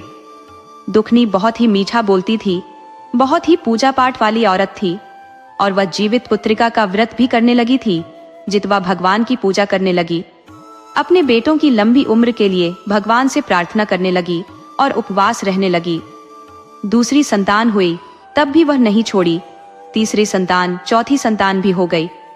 एक दिन न जाने उसके मन में ख्याल आया, वह अपनी बहन के घर गई, सुखनी के घर। दुखनी तो 4 बच्चों की माँ हो गई, लेकिन सुखनी की एक भी संतान नहीं थी। जो दुखनी है वह अपनी बहन के घर गई और कहती है, अरे बहन। सुखनी कहती है, कैसे आना हुआ और तेरे घर का क्या समाचार है? सुखनी जब पूछती है तो दुखनी कहती है, क्या बताऊं बहन, मेरा तो कुछ ठीक नहीं है, लेकिन तुम बताओ। सुखनी कहती है, बहन मेरा तो कुछ भी ठीक नहीं है। देखो मेरे तो बहुत ही ठाठ है। दाई भोजन बनाकर देती है, दासी चूल्हा चौका करती है, दासी ही सारे काम करती है। बस मैं तो पलंग पर बैठकर रानी बनकर रहती हूँ। दुखनी बोली, देखो बहन मैं क्या बताऊं, मेरे तो 4 बच्चे हैं। 4 बच्चों का भोजन जुटाना ही बड़ा मुश्किल हो जाता है। कोई 10 साल का हो गया है, कोई 5 साल का हो गया है। देखो, किसी के घर में चूल्हा छौंका करती हूँ, बर्तन किसी के घर मांजती हूँ, किसी के घर गोबर उठाती हूँ और इसी तरह अपने बच्चों की परवरिश कर रही हूँ। अपनी बहन की बातें सुनकर सुखनी कहती है, अरे बहन बहन, सबके घर तुम घूम घूम के जाती हो चूल्हा छौंका करने, क्या मेरे घर काम नहीं कर सकती? अरे मेरे घर भी काम करना, सबके घर जाती हो तो क्या मिलता है? दुखनी कहती है कि देखो बहन, सबके घर जाती हूँ तो किसी के यहाँ बासी रोटी, किसी के यहाँ चावल, तो किसी के यहाँ ताज़ी भोजन, किसी के यहाँ कुछ भी मजदूरी, सूखा अनाज, किसी के यहाँ पैसे मिल जाते हैं, बच्चों की परवरिश हो जाती है। सुखनी बोली कि देखो बहन, सुबह से शाम तक जब मेरे घर रहोगी, तुम्हारे बच्चों का जो बचा कुचा भोजन भी ले जाना और हम कुछ पैसे भी देंगे, तुम्हारे पहनने के लिए कपड़े भी देंगे। और दुखनी कहती है, ठीक है बहन, आ जाएंगे। बहन के घर से वह जाने लगी तो धीरे धीरे वक्त बीतता गया और अश्विन महीना आ गया। पितृपक्ष चल रहा था, 6वां दिन था। बच्चे बोले, माँ, कल तो जीवित पुत्रिका का नहाय खाए है। खैर, जूतिया का नहाय खाए है तो जूतिया व्रत तो तुम करोगी ना माँ? क्या बासी भोजन करके खाना खाकर करोगी? बासी भोजन नहीं खाओगी माँ तो मौसी से बोल देना कुछ अनाज दे देगी और वह सूखा अनाज लेते आना, उसी का भोजन बना लेना और खा लेना और व्रत कर लेना। ऐसे तो रोज खाती हो, कोई बात नहीं, लेकिन व्रत में कैसे खा सकती हो तुम? जब बच्चे ऐसा बोले तो दुखनी जाकर अपनी बहन सुखनी से कहती है, बहन, कल जीवित पुत्रिका नहाय खाए है और हम जीवित पुत्रिका का व्रत रखेंगे, इसलिए सुखनी बहन, हमें थोड़ा सूखा अनाज दे देना बहन। हम भोजन बनाएंगे और खाएंगे, कुछ पारण के लिए और कुछ नहाए खाए के लिए। बाकी तो बासी भोजन ले जाएंगे, बच्चे खा लेंगे। सुखनी कहती है कि अरे बड़ी ताजा भोजन खाने वाली आई, गरम गरम। क्या तू बड़ा जूतिया व्रत करेगी, संतान वाली कहलाएगी? अगर जो ले जाना है तो बचा कुचा भोजन ले जाना, नहीं तो कोई सूखा अनाज नहीं मिलेगा। दुखनी कहती है, बहन, 1 महीने का पैसा भी तेरे पास बाकी है, पैसा भी दे देती तो कुछ बच्चों के लिए फलहार कर लेंगे। दुखनी अपना पैसा मांगती है काम करने का, क्योंकि जो तुम हमारी मेहनत मजदूरी दोगी तो फलहार ले लेंगे, पूजा कर लेंगे। दुखनी कहती है सुखनी से, बहन, मेरा पैसा मुझे दे दीजिए, मुझे महीने की जो मेरी पगार है दे दो, मुझे 1 महीने से ज्यादा काम करते हो गया। तो सुखनी कहती है, तुम्हारा कोई पैसा मेरे पास बाकी नहीं है और मैं तुम्हें कोई पैसा नहीं देने वाली। दुखनी रोने लगी और उसके घर काम करने लगी। काम करके कहने लगी, बहन, अरे फिर भी तुम मेरे घर का काम कर रही हो, मेरे घर से चली जाओ। सुखनी उसे धक्के मारकर भगा देती है। ऐसा इसलिए हुआ क्योंकि सुखनी के मन में जलन थी। उसके 4 बच्चे थे, जबकि सुखनी के कोई संतान नहीं थी। वह बेचारी दुखनी को घर से निकाल देती है। दुखनी रोते रोते अपने घर आ जाती है और रोते रोते बच्चे कहते, माँ, तुम क्यों रो रही हो? दुखनी बोली, बेटा, ऐसी कोई बात नहीं है। बच्चे कहते हैं, क्या मौसी के घर चावल नहीं मिला? क्या सूखा अनाज नहीं मिला? तब सुखनी दुखनी कहती है, बेटा, घर से एक कुल्हाड़ी और एक रस्सी दे दो मुझे। और वह रस्सी और कुल्हाड़ी लेकर जंगल की ओर लकड़ियां काटने चली जाती है। जाते जाते रास्ते में सोचती है कि लकड़ियों को बेचकर कुछ पैसे आ जाएंगे तो अपनी जूतिया का व्रत कर लेगी। जब वह रास्ते में जाती है तो एक गाय थी। गाय बछड़े को जन्म दे रही थी। गाय दर्द से पीड़ित थी। गाय की नजर आया कि लगता है कोई मनुष्य की आहट है। गाय कहती है, अरे कौन जा रही हो? दुखनी कहती है, हे गाय माता, मैं दुखनी हूँ। तो दुखनी बोली, अरे बेटी, मैं तो बछड़े को जन्म देने में असमर्थ हूँ और मुझे बड़ी पीड़ा हो रही है। मेरा जो प्रसव काल है, जरा तू मेरी पीठ सहला देगी, मेरे बच्चे का जन्म देने में आसानी हो जाएगी। दुखनी काम से जो उसे झिझक नहीं थी, वह कहने लगी, ठीक है। वह बड़ी आसानी से कर लेती थी। गाय माता के पास गई, उसका पेट सहलाने लगी। गाय माता को आराम मिला, बच्चे का जन्म दे दिया और गाय दुखनी से बड़ी खुश हुई। दुखनी वहां से आगे चली तो देखती है एक नागिन थी जो केंचुली उसके शरीर से उतर रही थी और वह अपने शरीर को बड़ा रगड़ रही थी, लेकिन उसकी केंचुली उतर नहीं रही थी। नागिन बड़ा तड़प रही थी। उसे लगा कि कोई मनुष्य की आहट है, कोई मनुष्य है जो जा रहा है। नागिन पलट के देखी तो कहती है, बहन कौन हो तुम, मेरे पास आओ। दुखनी कहती है, अरे तुम तो नागिन हो, 10 लोगी मुझे। नागिन कहती है, अरे बहन मैं तो खुद दर्द से पीड़ित हूँ, आओ बहन जरा सा मेरा सर सहला दो और अपने हाथ से मेरी केंचुली उतारने में मदद कर दो। और दुखनी जाकर नागिन की केंचुली उतार देती है और वहां से दुखनी फिर आगे बढ़ती है। नागिन बड़ी खुश हो जाती है। जब वह जंगल में पहुंचती है तो एक बूढ़ी माता बैठी हुई है। माता जो वह एक जूतिया माई थी वहां पर बैठी हुई थी। कहती है, अरे बेटी कौन हो? दुखनी कहती है, माता मैं दुखनी हूँ। तब जूतिया माता कहती है, अरे बेटी जरा मेरे सिर में देख, मेरे बालों में जुएं हो गई है, जरा निकाल देगी? बहुत ही खुजली हो रही है, मेरा देखना बाल कैसे चिपक से गए हैं। तब दुखनी कहती है, ठीक है माता मैं निकाल देती हूँ। दुखनी बैठती है और जूतिया माता को जो वह जुएं साफ कर देती है और अपने दुख सुख की बातें बतलाने लगती है। और जो जूतिया माता है वह कहती है, अरे बेटी हमको तो नींद आ रही है, कहाँ सो? तो दुखनी अपना आंचल फैला देती है, उसी पर जूतिया माता सो जाती है। दुखनी उनके पूरे पैर दबाने लगती है ताकि बुढ़िया माई को नींद आ गई और उसे आराम मिल गया। दुखनी देखती है कि जब बुढ़िया माई उठती है कि जाग न जाए, उसकी नींद खराब न हो जाए। शाम होने वाली थी जब जूतिया माता उठी और कहती है, अरे बेटी तुमने मुझे उठाया नहीं, मुझे जगाया नहीं। दुखनी कहती है, माता आपको गहरी नींद में थी तो मैं आपको कैसे जगा देती? कच्ची नींद को तो दुश्मन को भी नहीं जगाया जाता और आप तो मेरी माता के समान हो। तब माता कहती है, बेटी तू तो लकड़ी काटने आई थी ना, कल जूतिया का स्नान करके खाने वाला दिन है ना? तब दुखनी कहती है, माता बेटी आई तो थी मैं लकड़ियां लेने ही, लेकिन कोई नहीं, माता तुम सो गई तो मैं तुम्हें कैसे जगाती? तब जूतिया माता कहती है, बेटी तू लकड़ी भी नहीं काट पाई, बच्चों के लिए क्या बनाएगी, भोजन तो है नहीं। तब वह कहती है दुखनी, कोई बात नहीं माता, थोड़ी बहुत लकड़ियां लेकर जाऊंगी ही, बाजार में बेच दूंगी, बच्चों के लिए कुछ न कुछ तो लेकर जाऊंगी। माता तब जो जूतिया माता बुढ़िया के भेष में बैठी होती है वह एक मुट्ठी चावल अपनी खोंच में से निकाल कर देती है। कहती है, बेटी यह ले और यह रख ले और कोठी में डाल देना। और एक झोले में से एक पोटली निकालती है और कहती है, ले बेटी पोटली लेकर जाओ, घर में जाकर खोलना। दुखनी ले लेती है और वहां से चल देती है। जब वह वापस आती है तो वही नागिन उसे देख और आवाज लगाती है, अरे ओ दुखनी बहन आओ मेरे पास। और कहती है, बहन तुमने मेरी केंचुली उतार ली तो तुमने मेरी बड़ी मदद की। अब दुखनी कहती है, देखो बहन तुम्हारी केंचुली उतर गई है, तुम मुझे 10 लोगी। तब नागिन कहती है, बहन हम नहीं दसेंगे, तूने तो मेरी मदद की है, आओ बहन आओ। जब दुखनी नागिन से कहती है कि बहन मेरे पास जो नागमणि है मेरे पास पड़ी हुई है, मेरे काम की तो है नहीं, इस नागमणि को तुम अपने घर में रख दो, तेरा घर अन्न धन और संपत्ति से भर जाएगा, दीपक जैसा जलता रहेगा, लेकिन किसी को देना मत और बताना मत। बाहर रखोगी तो नागों का वास हो जाएगा, तुम्हारे घर में सांप जाने लगेंगे। अंदर जाकर किसी ऐसी जगह पर रखना जो दीपक जैसा जलता रहेगा। ऐसा कहकर दुखनी को नागिन माता जो नागमणि दे देती है और वहां से लेकर दुखनी नागमणि को लेकर आगे जाती है। आगे जाती है तो गाय माता जो बछड़े के साथ बैठी हुई थी, गाय माता कहती है, अरे दुखनी बिटिया आओ आओ मेरे पास। दुखनी कहती है कि क्या गाय माता, अरे अब मुझे देर हो रही है।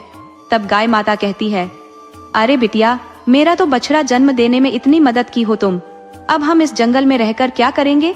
मेरे बछड़े को कौन देखभाल करेगा?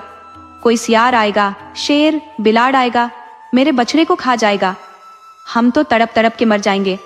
बेटी तुम हमें अपने घर ले चलो, तू सेवा करेगी तो मैं तुझे दूध भी दूंगी और तुम्हारे घर में हम गोबर भी देंगे, तुम्हारा घर खुशियों से भर जाएगा, चलो हमें साथ ले चलो। दुखनी जो है पीछे पीछे गाय माता आगे आगे करके और खोज में चावल ले ली और जो पोटली को ले ली और नागमणि भी उसमें रख ली और रस्सी कुल्हाड़ी हाथ में ली हुई थी, जा रही थी। चलते चलते अपने घर के पास पहुंची। बच्चे देखते हैं तो कहते हैं, अरे मेरी माँ एक गाय को लेकर आई है, बछड़ा भी साथ में है। बच्चे बड़े खुश होते हैं, कहते हैं, माँ भी बड़ी खुश लग रही है, कुछ तो लेकर आई है। दुखनी जो जाकर हाथ धोए, आंचल से जो चावल है वह ले जाकर कोठी में डाल देती है। गाय को खूंटी से बांध देती है। बच्चे उसको खाना सानी देने लगते हैं। पोटली जो है वह खोल के देखती है तो उसमें सोने के सिक्के भरे हुए थे और हीरे मोती चमचम चमक रहे थे। ये देखकर दुखनी बड़ी खुश हो गई। उसको लगा, चलो अब मेरी जिंदगी संवर जाएगी, अब तो मेरा कोई दुख नहीं है। कोठी में जाकर अनाज देखती है। बनाते समय तो कोठी भर गई। वह तो अनाज से इतनी भरी हुई थी कि अन्न की तो कोई कमी नहीं थी। दुखनी जो बच्चों को भोजन बनाकर खिलाती है और गाय माता ने दूध दिया, उससे बच्चे जो बड़े प्यार से उसकी सेवा करने लगे और दूध पीने लगे। अब जो दुखनी जीवित पुत्रिका का व्रत की तैयारी बड़े अच्छे से करने लगी। वह सोने का सिक्का बाजार में ले जाकर बेच देती है और घर की सभी जरूरी चीजें खरीद लाती है। वह अपने बच्चों के लिए सुंदर सुंदर कपड़े और अपनी सास के लिए सुंदर साड़ी और अपने पति के लिए भी सुंदर से कुर्ता पजामा और अपने लिए भी एक सुंदर सी साड़ी खरीद कर लाती है। और अब दुखनी तरह तरह के पकवान अपने घर में बनाने लगी थी। अब दुखनी जो सुखनी के घर काम करने नहीं जाती थी, क्योंकि अब दुखनी के पति को भी अच्छी बुद्धि आ गई थी। वह भी कुछ काम करने लगा था। कुछ दिन बाद दुखनी अपने पति से कहती है कि अब इस घर को बढ़िया सा घर बनवा दो। अब घर का काम शुरू हो जाता है। दुखनी का घर बहुत ही सुंदर बन जाता है। अड़ोस पड़ोस के लोग भी कहते हैं कि देखो, किस्मत से कहते हैं दुखनी के दिन कैसे फिर गए। कहाँ तो घर घर काम करती थी। दुखनी की सब तारीफ करते थे। अड़ोस पड़ोस में उसका बहुत ही अच्छा व्यवहार था। सबके दुख सुख में वह साथ रहती थी। सब उसकी बड़ी तारीफ करते हैं कि यह सब दुखनी की मेहनत का फल है, उसकी नियत है जो उसके घर में बरकत हुई है। जब यह बात सुखनी तक पहुंचती है तो वह सोचती है, आजकल क्या बात है, दुखनी उसके घर काम करने नहीं आ रही है। लोग कहते हैं कि दुखनी बड़ी अमीर हो गई है। सुखनी से रहा नहीं जाता है और वह दुखनी के घर आ जाती है और दुखनी से कहती है, अरे बहन, तू तो मेरे घर अब काम करने नहीं आती है, क्या बात है। तब सुखनी कहती है, बहन, अब हमें तुम्हारे घर मजदूरी करने की कोई जरूरत नहीं है। तू तो बहन होकर भी मुझे बासी भोजन देती थी। अब एक काम कर, तू मेरे घर काम कर, बर्तन धो, झाड़ू लगा, हम तुम्हें ताजी भोजन देंगे और सूखा अनाज भी देंगे। कर मेरे घर में काम करके जा। मेरे तो बच्चे थे, तुम्हारे तो बच्चे भी नहीं है। तभी दुखनी बहुत गुस्से में हो जाती है और कहने लगती है कि तुम जो ज्यादा बोल रही हो, तुम्हारे बच्चे क्या मतलब है। तुम मुझे बांझ बोल रही हो और मैं राजा से कहकर तुम्हें फांसी दिला दूंगी। अब सुखनी जो बहुत ही गुस्से में हो गई और कहती है कि बता, ये धन तुझे कैसे मिला। बहन, तूने तो मुझे धक्के मारकर भगा दिया था। दुखनी बहुत ही सीधी थी। बहन के गुस्से से डर गई।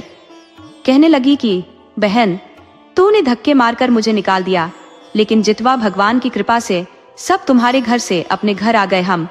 और रोते हुए तो मैं जंगल की ओर चली गई। जंगल में गई तो एक गाय माता मिली।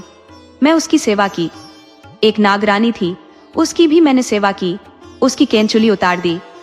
बूढ़ी गाय माता की जो उसके प्रसव में मदद की। और जंगल में मुझे एक बूढ़ी माता भी मिली। उसकी मैंने जुएं निकाल दी, पैर भी दाब दिए। उनके पैरों में बड़ा दर्द था। बूढ़ी माता ने मुझे एक पोटली दी और कुछ अनाज भी दिया। जब वहां से मैं आगे चली तो नागरानी ने मुझे नागमणि दी। जब वहां से चली तो गाय माता कहती है कि मैं इस जंगल में क्या करूंगी, दुखनी बेटी, मुझे अपने साथ ले चल और मेरी सेवा करना। बहन, वही उसी की कृपा से मेरे घर में धन हो गया है। मैं सुखी जीवन बिता रही हूँ। बहन, मैंने किसी के घर चोरी नहीं की हूँ। मैं किसी के घर से कुछ लूट कर नहीं लाई हूँ। भगवान की कृपा से मेरे घर धन हो गया है। तब सुखनी कहती है, अच्छा बहन, ऐसी बात है। तो वह कहती है, हाँ। और चुपचाप सुखनी उसके घर से चली गई और जाकर सवेरा होते ही थोड़ी देर बाद वह हाथ में कुल्हाड़ी और रस्सी ले ली और जंगल की ओर फटे पुराने कपड़े पहनकर निकल दी।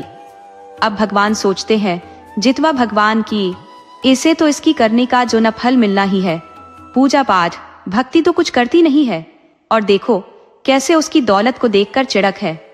उधर तो देखो दुखनी है, रोज पूजा पाठ भक्ति करती थी, लेकिन यदि ऐसे दर्शन नहीं देंगे तो कुछ नहीं मिला, तो यह तो रोज जो उसे नोच नोच कर खा जाएगी, इसलिए अभी इसे भी दर्शन देना पड़ेगा। गाय माता है जो बस उसी तरह पीड़ा में तड़प कर बेचैन हो रही थी। ये तो सब बनावटी था। सुखनी जा रही थी। रास्ते में सब भगवान की लीला थी और गाय माता आवाज देती है, अरे कौन है बिटिया, जरा मेरी कुछ मदद तो करना। गाय माता की आवाज सुनकर सुखनी कहती है, माता मैं सुखनी हूँ। तब गाय माता कहती है, बेटी सुखनी, मैं दर्द से बड़ी बेचैन हूँ, बड़ी तड़प रही हूँ बेटा, मेरी मदद कर दे।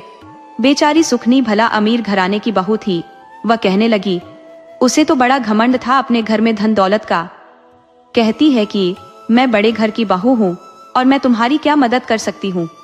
अरे मैं तो जंगल में रहने वाली गाय हूँ, तुम घास फूस खाकर जो बिताने वाली हो अपना समय, तुम्हें दिखाई नहीं देता। मैं दुखनी नहीं हूँ, मैं तो सुखनी हूँ। बस मैं तो वो लेने आई हूँ जो दुखनी को मिला है। अरे तेरे पेट में हाथ रखेंगे तो मेरा हाथ गंदा हो जाएगा। तो गाय माता के पास वह जाती नहीं है और न ही गाय माता की वह सेवा करती है। वह कहती है, मेरे घर में तो कितने नौकर चाकर लगे हुए हैं और तुम्हारे मन में यह ख्याल भी कैसे आ गया कि मैं तुम्हारी कोई मदद करूंगी। वह गाय को डांट कर सुखनी आगे बढ़ गई। आगे बढ़ने पर वही नागिन थी जो केंचुली उतार रही थी। उसे बहुत दर्द हो रहा था।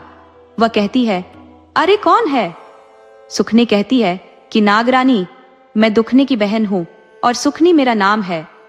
नागिन कहती है, अरे बेटी मेरी पीठ थोड़ी सहला दे, मेरी केंचुली उतर जाएगी। तब वह कहती है, देखती नहीं है नागिन, मेरे हाथ में कुल्हाड़ी है, जितनी जगह कहोगे उतनी जगह काट दूंगी। बड़ी आई मेरे हाथों से पीठ सहलवाएगी। मैं जानती हूँ तेरे पास आऊंगी झट मुझे दस लेगी। मैं दुखनी नहीं सुखनी हूँ, अब जो दुखनी को दिया है बस मुझे तो वह देना। और कहती हुई सुखनी आगे निकल जाती है। आगे जाती है तो नागिन कहती है, अच्छा ठीक है जा, मुझे टुकड़े नहीं करवाने अपने। अब जो सुखनी आगे बढ़ गई, वहां पर जो जूतिया माता वन में बैठी हुई थी, वह कहती है, अरे बिटिया कौन है। तो जूतिया माता की आवाज सुनकर सुखनी कहती है, माँ बूढ़ी माँ, हमें तुम्हें दिखाई नहीं देता। बुढ़िया हमें सुखनी, उस दुखनी की बहन इस जंगल में। तब वह कहती है, बिटिया इस जंगल में क्या करने आई हो। तो वह कहती है, वही करने आई हूँ जो दुखनी को मिला, वही लेने आई हूँ, क्या तुम जो करोगी। तो बूढ़ी माई कहती है, अरे बिटिया मेरे सिर में से जुएं निकाल दे, मेरे बालों में जुएं हो गई है, बड़ी खुजली हो रही है।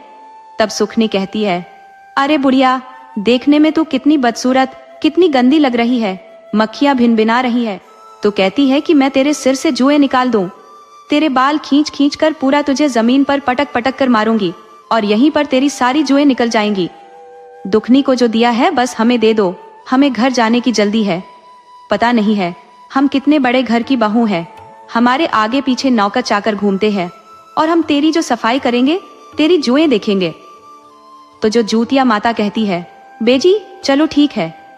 वह जो कहती है एक मुट्ठी चावल निकालकर उसे दे देती है और एक पोटली निकालकर दे देती है, बोलती है घर में खोलना। तब सुखनी कहती है ठीक है और लेकर चलने लगी। रास्ते में उसे नागरानी मिलती है।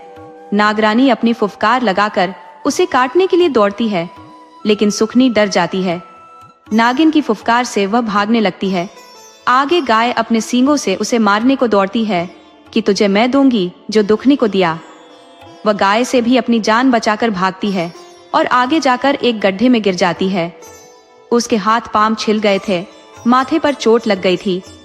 अब घर से भाग, घर के लिए भागती है तो उसकी सास कहती है, अरे सुखनी कहाँ गई थी। तो वह कहती है, हम बताएंगे ना आपको, देखिए कहाँ गए थे। तो क्या करती है, वह पोटली खोलती है तो उसमें क्या देखती है, बस मिट्टी थी। घर में कीड़े मकोड़े थे। उसमें पोटली खोलते ही जो भिन भिनाने लगते हैं। सवेरा होते ही वह देखती है उसके घर में इतनी गंदगी फैल जाती है, चारों तरफ कीड़े मकोड़े दौड़ रहे हैं। अब जो सुखनी दौड़ते भागते दुखनी के घर जाती है, दुखनी को बहुत ही गाली गलौज करती है, उसे मारने को चढ़ती है। तो वह कहती है, अरे अभागिन, जन्मते ही तो अपनी माता को खा गई, अब मुझे बुद्धि सिखाती है। मैंने ऐसा किया और ऐसे तुझे धन मिला। मैं भी तो जंगल में गई, बुढ़िया खाली एक पोटली दी जिसमें खाली कीड़े मकोड़े भरे हुए हैं। उस नागिन ने तो फुफकार से मुझे दौड़ने के लिए, काटने के लिए दौड़ी, मैं तो वहां से जान बचाकर भागी और मैं जो गाय है वो देखना गड्ढे में गिर गई हूँ, कैसे मेरे हाथ पांव छिल गए हैं। तब दुखनी कहती है, अच्छा बहन, ऐसी बात है? तो मैं तो दुख के मारे गई थी, लेकिन तुम तो सुख में गई हो। गाय माता को क्या बोली थी तुमसे? तब वह बोली, गाय माता को हम बोले, गाय माता कह रही थी मेरा पेट सहला दो। मैंने उनका पेट सहलाया ही नहीं, मैंने उसे डांट दिया। नागरानी को तो मैंने बोला, कुल्हाड़ी से तेरे टुकड़े टुकड़े कर दूंगी। बूढ़ी माता मिली तो मैंने वही बुढ़िया की पोटली जो उसने मुझे दी, मैंने घर में आकर खोली तो कीड़े मकोड़े बिलबिला रहे हैं। सास मुझे कितनी गालियां दे रही है। जिस कोठी में चावल डाले बुढ़िया ने बोला था, मेरा सारा चावल कोठी का खत्म हो गया, सारा अन्न का कोयला बन गया। बहन, तू धन के घमंड में चूर होकर गई थी। दुखनी सुखनी से कहने लगी, हम एक दुखियारी थे तो माता मेरा दुख हरण करने के लिए आई। मैं सच्ची थी, आसमान से गई और पूरी आत्मा से मैंने उनकी सेवा की। माता की जुएं निकाली, उनके हाथ पैर दबाए। तुम सुखी हो, तुम्हारे घर में कोई कमी नहीं है। तुम लालच के बल पर गई, उल्टा उन्हें धमका कर आई हो और माफी तो मांगनी दूर रही। अभी भी माफी मांग लो, तुम्हारा भी कल्याण हो जाएगा। तुम्हारे घर में जो भी इतना नुकसान हुआ है उसकी भरपाई हो जाएगी। धीरे धीरे तुम्हारा धन नष्ट हो जाएगा। तब कहती है सुखनी, बहन तो मैं क्या करूं? तब दुखनी कहती है, जाओ भगवान की भक्ति, भजन, पूजा पाठ करो। तब वह कहती है, बहन तुमसे सिर्फ 2 साल ही छोटी हूं, तुम्हारी 4 संतान हो गई, मेरे तो एक भी नहीं है, मैं क्या करूं? तब दुखनी कहती है, देखो बहन, नसीब का खेल है, भाग्य में जो लिखा होता वही होता है। मेरे भाग्य में संतान की प्राप्ति थी। हम दुख करके भी संतान की जो परवरिश किए, तो घमंड में रानी बनकर पलंग पर बैठी रहती थी। कोई किसी को आदर भाव से बात नहीं करती, अपने धन के घमंड में रही। भगवान की भक्ति, पूजा पाठ करो, सब कुछ तुम्हारा होगा। सुखिया कहती है, बहन मुझे माफ कर दो, और बहन के पांवों में लेट जाती है कि बहन मुझे माफ कर दो, मैं घमंड में आ गई थी, अब दोबारा गलती नहीं करूंगी, और धन के उसमें घमंड में अंधी हो गई थी। मैंने अपने रिश्तों को नहीं पहचाना, अपनी बहन का इतना अपमान किया, मुझे माफ कर दो बहन। दुखिया कहती है, देखो बहन, जब पिताजी आते हैं तो मेरे घर नहीं आते, तुम्हारे घर जाते हैं, और हम आज तक कभी जो मायके नहीं गई, मायके का मुंह नहीं देखा जब से विवाह हुआ है। मेरे 4 बच्चे हैं, 4 संतानें हैं, लेकिन आज तक ननिहाल का मुंह नहीं देखे गरीबी के कारण। पिताजी मेरे घर नहीं आते। तो सुखनी कहती है, बहन क्षमा कर दो मुझे, अब से सारे परिवार वाले भी तुम्हारे घर आएंगे, हम भी अपनी बहन की तरह तुम्हें प्यार करेंगे। बस आज तक तो मेरे मन में सौतेलेपन भरा हुआ था और धन की घमंड की पट्टी मेरी आंखों पर चढ़ी हुई थी। सौतेला सौतेला कह के मेरी माँ जो है, मेरे दिल के अंदर इतनी नफरत भर दी जो अब तक गई नहीं, ऐसी की ऐसी थी। बहन कुछ करो।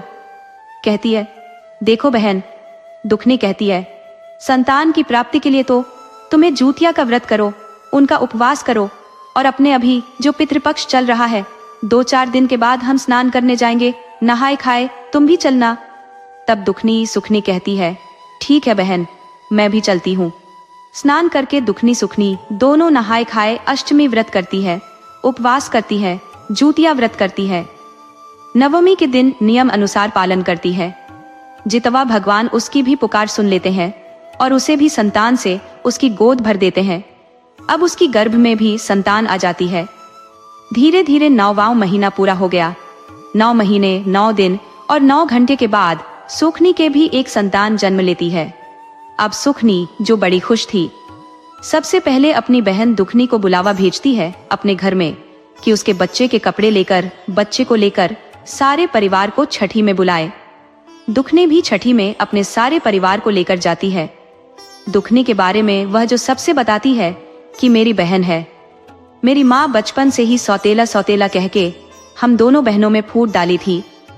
बहुत ज्यादा मेरे मन में जहर घोल दिया था मेरी बड़ी बहन के खिलाफ। मैं चाहती थी कि मेरी बहन है, लेकिन मैं इसको कभी नहीं चाही। यही बहन है जो मेरे को जो इतना ज्ञान दिया, मुझे सद्बुद्धि दी, जो आज मैं इतने सालों के बाद मेरी कोख से मेरी औलाद जन्मी है। मुझे माँ बनने का सुख मिला है। राजा जो थे, राजा और रानी सुखनी के माता पिता दुखनी को अपनाए। उनसे कहते हैं, बेटी तुम मेरे घर एक दिन के लिए चलो। जो राजा तो उसका सगा पिता ही था, माँ तो सौतेली थी। अब राजा को भी अपनी गलती का एहसास होता है। दुखनी और सुखनी दोनों मायके गई, दोनों के बच्चे भी मायके गए। दुखनी और सुखनी सुखी जीवन बिताने लगी। अब दुखनी की सास की मृत्यु हो गई थी। दुखनी और उसके बच्चे थे परिवार में और उसका पति। दुखनी की सास दुखनी को बड़ा प्यार करती थी। उसने उसे एक माँ की तरह ममता दी थी और दुखनी ने भी अपने सास की बहुत सेवा की थी। तो देखा आपने, ये कहानी हमें बताती है कि कैसे जीवन में अच्छे कर्मों और सच्चे मन का फल मिलता है, चाहे कितनी भी मुश्किलें क्यों ना आए। वहीं लालच और घमंड का नतीजा हमेशा बुरा ही होता है। ये सीख हमारे जीवन में भी बहुत काम आती है। अगर आपको ये कहानी पसंद आई तो इसे लाइक करें, शेयर करें और हमारे चैनल को सब्सक्राइब करना न भूलें।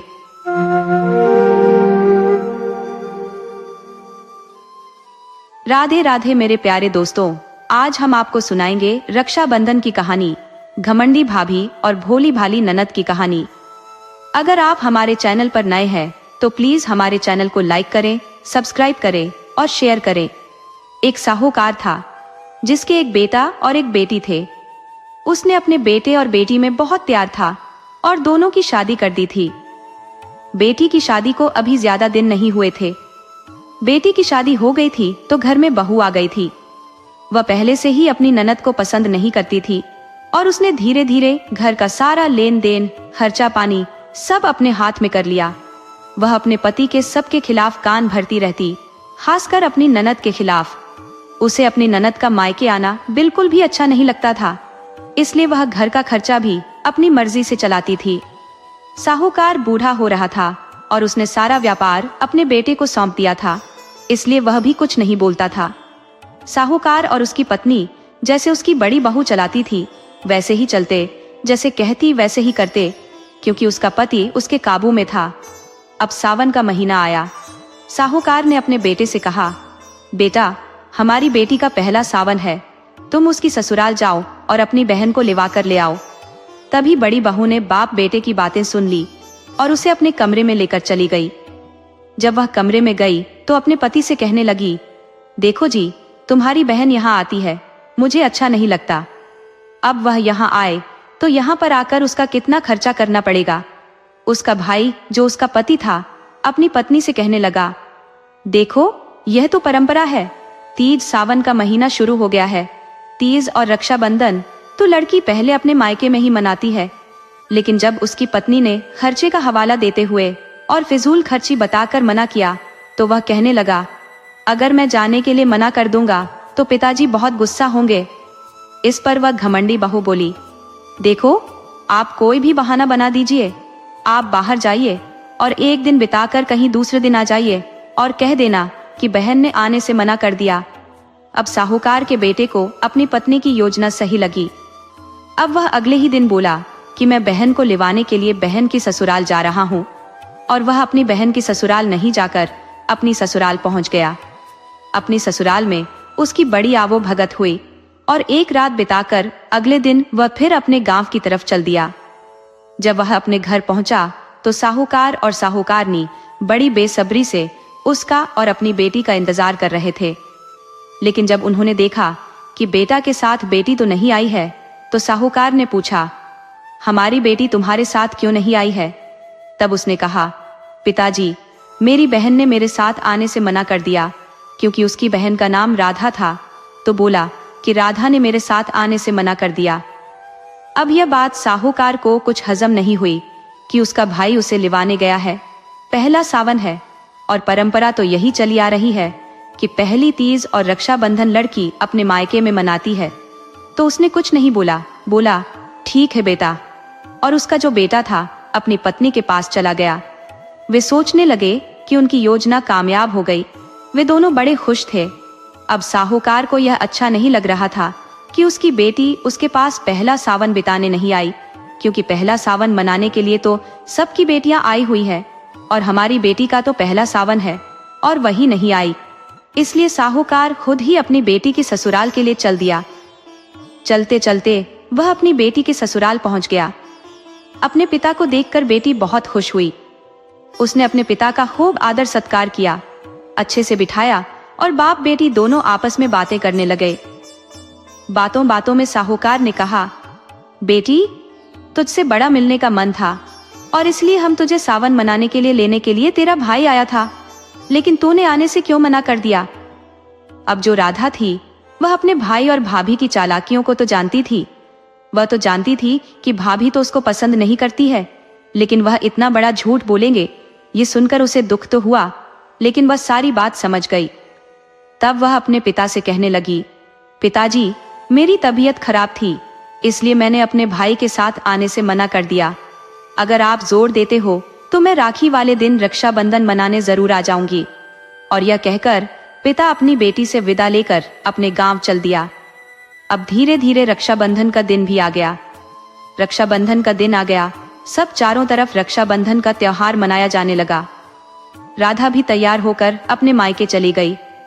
माता पिता अपनी बेटी को देखकर बहुत खुश हुए, लेकिन जैसे ही उसकी भाभी ने राधा को देखा तो उसे बड़ा गुस्सा आया।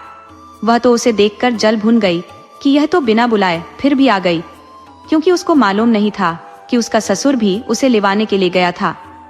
अब वह अपने पति को अपने साथ कमरे में अंदर लेकर गई और कहने लगी, जी, इस राधा से हमें राखी नहीं बंधवानी है, कोई भी बहाना लगा दीजिए और चलिए। अगर हम इससे राखी बंधवा लेंगे तो जरूर हमें इसे कुछ उपहार देना पड़ेगा और हमारे पास इतना पैसा नहीं है कि हम लुटाते फिरे। पति जो अपनी बीवी का पूरा गुलाम था वह कहने लगा, ठीक है। तभी राधा की भाभी, जो कि बड़ी घमंडी थी, उसने बीमारी का बहाना बनाया और वहां से तुरंत निकल गई, क्योंकि उसे भी अपने मायके जाना था। लेकिन वह राखी बंधवा कर जाती थी, जाना था उसे। अगर राखी बंधवा तब उसे मायके अपने जाती, लेकिन साथ में ससुर के आगे जब उसने बीमारी का बहाना बनाया तो कोई उसे रोकने वाला नहीं था। उसने बीमारी का बहाना बनाया और दोनों पति पत्नी घर से निकल गए। राधा बेचारी बैठी बैठी इंतजार करने लगी कि कब उसका भाई आएगा, कब वह उसका टीका करके राखी बांधेगी। लेकिन सुबह से शाम हो गई, ना तो भाई और भाभी आए और ना ही बेचारी राधा ने राखी बांधी। वह बैठी बैठी इंतजार करती रही। जब शाम हो गई तो वह अपनी माँ से बोली, माँ, मुझे अपनी ससुराल जाना है, ये मेरी भाई की राखी रख लो, जब आए तो उसे दे देना, मैं अपने ससुराल जा रही हूँ। और वह बड़े उदास मन से अपने ससुराल के लिए चल दी, क्योंकि उसने इतना नहीं सोचा था कि उसकी भाभी उससे इस कदर नफरत करती है। वह बेचारी आंखों में आंसू भरकर अपना चुपचाप चल दी। उसने अपने माता पिता को बिल्कुल भी एहसास नहीं होने दिया कि उसे कितना दुख हो रहा है। जब वह अपने ससुराल चली गई तो अपना घर जाकर वह फूट फूट कर जोर जोर से रोने लगी और सोचने लगी, क्या मैं अपने भाई के लिए इतनी बेगानी, इतनी पराई हो गई हूँ कि आज भी मुझसे राखी नहीं बनवाई। वह अब उसका जो है, घंटों उसको हो गए रोते हुए अपने भगवान को याद करती रही। तभी उसके दरवाजे पर दस्तक हुई। उसने उठकर अपना दरवाजा खोला तो देखा सामने उसके भैया भाभी खड़े हुए थे। अपने भैया भाभी को देखकर वह बड़ी खुश हुई और उसने उन्हें अंदर बुलाया। ये देखकर उसकी भाभी हाथ जोड़कर उससे माफी मांगने लगी और उसका भाई भी कहने लगा, राधा, हमें माफ कर दो, हमने तुम्हें बड़ा दुख दिया है। अब राधा बड़ी चौंक कर बोली, भैया, क्या बात हुई है? तब उसकी भाभी और भैया ने सारा माजरा अपनी बहन को बताया कि हम तुमसे राखी नहीं बनवाना चाहते थे, यही सोचकर हमने जो है कि तुम्हें कुछ देना पड़ेगा और हमारा खर्चा हो जाएगा, इसलिए तुम्हारी इस नालायक भाभी ने मुझे ऐसी पट्टी पढ़ाई कि मैं भी इसकी बातों में आ गया और हम लोग बीमारी का बहाना करके तुझसे राखी नहीं बंधवा कर सीधे तेरी भाभी के मायके पहुंच गए। मायके में पहुंचकर जब यह अपने भैया का टीका और राखी बांधने लगी तो इसके भाई ने जब इसकी कलाई सूनी देखी तो इसके भाई ने पूछा, क्या तुम अपनी बहन से, ननद से राखी नहीं बंधवा के आई हो? तब इसने सारी बातें अपने भाई को बता दी कि कैसे ननद का आना उसे अच्छा नहीं लगता। तब उसके भाई ने भी कहा, ठहर जाओ, तुम मुझे राखी नहीं बांधोगी, जैसे तुम्हें अपनी ननद पसंद नहीं है वैसे ही मेरी पत्नी की ननद तुम भी हो, वह भी तुम्हें क्यों पसंद करेगी? जब तक तुम अपनी ननद से राखी नहीं बंधवा होगी तब तक मैं भी तुमसे कोई राखी नहीं बंधवाऊंगा। अब जब भैया ने इस तरीके का व्यवहार किया और उन्हें मायके से निकल जाने के लिए कहा तो उन्हें अपनी गलती का एहसास हुआ और वे दोनों सीधे राधा की ससुराल आ गए हैं। राधा ने अपने भाई को सम्मान के साथ बिठाया और उसको राखी बांधी। तभी उसकी भाभी का भाई भी वहां पर आ गया। ये देखकर वो बहुत खुश हुआ। अब उसकी भाभी ने भी अपने भाई के कलाई पर राखी बांधी। अब दोनों बहुत खुश थी। अब उसकी भाभी को अक्ल आ गई थी। उसके भाई ने उसको गलत रास्ते पर न चलाकर उसे सही रास्ते पर ले आया। बहुत समय पहले की बात है। एक नगर में एक ब्राह्मण रहता था। उसके 5 बेटे और एक बेटी थी। ब्राह्मण ने अभी अपने सभी बच्चों की शादी कर दी थी। छोटे बेटे की शादी को अभी कुछ ही महीने हुए थे। छोटी बहू बहुत ही गरीब घर की थी। बाकी की बड़ी बहुएं अच्छे घरों से थी। छोटी बहू के जो पहला सावन आया, परंतु पीहर उसको नहीं भेजा। अब रक्षाबंधन का त्योहार भी आ गया, तो उसकी सभी जेठानियां अपने अपने भाई को राखी बांधने अपने पीहर जाने की तैयारी करने लगी। तो छोटी बहू भी अपनी सास से कहने लगी, माँ जी, आपने मेरा पहला सावन है, मुझे मेरे मायके नहीं भेजा, लेकिन अब राखी का त्योहार है। मैं भी अपने भाइयों को राखी बांधने जाना चाहती हूँ और अपने पीहर चली जाऊंगी।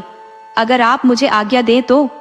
सास ने चिढ़कर कहा, तुम्हारे पीहर में सब गरीब हैं, तुम वहां जाकर क्या करोगी? वहां तुम्हें कोई उपहार तो मिलेगा नहीं, और वैसे ही तुम हमारा टाइम भी खराब करोगी और अपना भी। उससे अच्छा तुम अपने घर रहो। ये सास बहू की बातें उस बहू का ससुर भी सुन रहा था, क्योंकि बहू बहुत संस्कारी थी। सास ससुर और ससुराल में सबका ध्यान रखती थी, पूजा पाठ करती थी, और ससुर को अपनी बहू में लक्ष्मी नजर आती थी। ससुर अपनी बहू को बहुत बेटी की तरह प्यार करता था। जब उसकी सास ने उससे मना कर दिया कि तुम अपने पीहर नहीं जाओगी, तो ससुर ने कहा, नहीं बहू, तुम भी अपने पीहर जाओ। ये रक्षाबंधन का पावन त्योहार है। ये दिन लेन देन का नहीं, भाई बहन के प्यार का त्योहार है। सास ने कहा, ठीक है, परंतु तुम्हारे साथ हमारे घर से कोई नहीं जाएगा। अब बेचारी बहू अपने सास ससुर से आज्ञा लेकर अकेली ही अपने पीहर के लिए रवाना हो गई। बेचारी पैदल चलते चलते बहुत थक गई। प्यास भी उसे लगने लगी। रास्ते में एक तालाब उसे दिखाई दिया। वहां रुककर उसने थोड़ा पानी पिया और सुस्ताने बैठ गई और भगवान से हाथ जोड़कर प्रार्थना करने लगी, हे प्रभु, अब आगे कहाँ जाऊं? मुझे तो पीहर जाने का रास्ता ही नहीं मिल रहा। मैं किधर जाऊं? मेरी मदद कीजिए। मैं रास्ता भटक गई हूं और मेरे पीहर जाने का रास्ता मुझे नहीं मिल रहा है। जब वह भगवान से प्रार्थना कर रही थी, तभी वहां से एक बैलगाड़ी निकली। उस बैलगाड़ी वाले ने उससे कहा, अकेली बैठी देखकर बैलगाड़ी वाला वहीं रुक गया और उसे कहने लगा, बेटी, तुम यहाँ अकेली क्यों बैठी हो? कहीं जाना है क्या? बोली, काका, मेरे भाई के राखी बांधने के लिए मुझे अपने पीहर जाना है, परंतु मैं रास्ता भटक गई हूँ। मुझे रास्ता नहीं पता किधर जाना है, इसलिए मैं यहाँ बैठी हुई हूँ। गाड़ी वाले ने कहा, बेटी, इस गाड़ी में बैठ जाओ, मैं तुम्हें तुम्हारे पीहर छोड़ दूंगा। वह गाड़ी में बैठ गई और गाड़ी उसके घर के सामने आकर रुक गई। सुबह उठकर स्नान आदि करके वह सबसे पहले हमेशा की तरह उसने श्री कृष्ण भगवान को राखी बांधी। उसके बाद उसने अपने भाइयों को राखी बांधी। भाई की आंखों से आंसू बह रहे थे। बहन से आंसू छुपाते हुए वह अपने कमरे में गया। वहां जाकर वह रोने लगा और सोचने लगा, मेरे पास तो अपनी बहन को उपहार में देने के लिए कुछ नहीं है। हे प्रभु, इस त्योहार पर अपनी बहन को आज मैं क्या दूं? इतने में ही आकाशवाणी हुई, बेटा, दुखी क्यों होता है? अपना बक्सा खोल कर देख, और उसमें हीरे मोती जड़े हुए हैं। उसने बक्सा खोलकर देखा तो उसमें हीरे मोती भरे हुए थे, जिनकी चमचम रोशनी पूरे कमरे को चमका रही थी। अब उसका भाई भगवान को धन्यवाद देकर उसमें से हीरे निकालकर अपनी बहन को उपहार में दे दिए। बहन खुशी खुशी अपने भाई को राखी बांधकर अपनी ससुराल लौट आई। जब सास ने देखा कि उसके पीहर में तो उसका बहुत मान सम्मान बढ़ा है, जब उसने पूछा कि यह सब क्या? जेठानियां भी आई थी अपने पीहर से। जेठानियां तो छोटी बहू को नीचा दिखाने की सोच रही थी, क्योंकि वह तो बड़े बड़े घरों की थी। उन्होंने सोचा, हमारे आगे तो वह गरीब घर की क्या लेकर आई होगी। सास भी बेसब्री से उनका इंतजार कर रही थी। जब बड़ी बहुएं आई, उन्होंने अपने मिले हुए उपहार दिखाए तो सास बड़ी खुश नजर आ रही थी। और जब छोटी बहू से पूछा कि तुझे क्या उपहार मिला है, तो छोटी बहू बोली, 'अभी दिखाती हूँ।' उस पर सास कहने लगी, रहने दे, रहने दे, अब नहीं। 'क्यों? 'क्योंकि वह गरीब तुझे क्या उपहार देगा। लेकिन वह कहने लगी, माँ जी ऐसा नहीं है, मैं भी उपहार लेकर आई हूँ, मेरे भी भाई ने मुझे उपहार दिया है।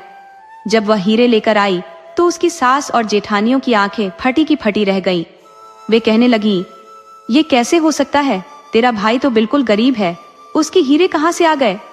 तब वह कहने लगी, माँ जी मैंने हर रक्षाबंधन पर सबसे पहले भगवान श्री कृष्ण को राखी बांधी है, इसलिए उनकी कृपा से ही एक गरीब बहन को इतना कीमती उपहार मिला है और एक भाई ने अपनी बहन का मान बढ़ाया है। अब तो उसकी सास अपनी बहू से हाथ जोड़कर माफी मांगने लगी और कहने लगी, बेटी हमें माफ कर दो, हमने तेरे गरीब भैया का बड़ा मजाक बनाया है और तुझे बहुत ही दुख दिया है। अब सास से बहू बोली, कोई नहीं माँ जी, आप बड़े हो और हम छोटे हैं, अगर आपने हमें सही रास्ता नहीं दिखाया होता तो मैं कैसे, हे श्री कृष्ण भगवान, जैसे आपने उस बहन का मान बढ़ाया ऐसे ही सभी बहनों का मान बढ़ाना, सबके भाइयों की रक्षा करना। तो दोस्तों इस कहानी को सुनकर आपको कैसा लगा हमें कमेंट में जरूर बताएं और हमारे चैनल को सब्सक्राइब करना ना भूलें, लाइक और शेयर जरूर करें।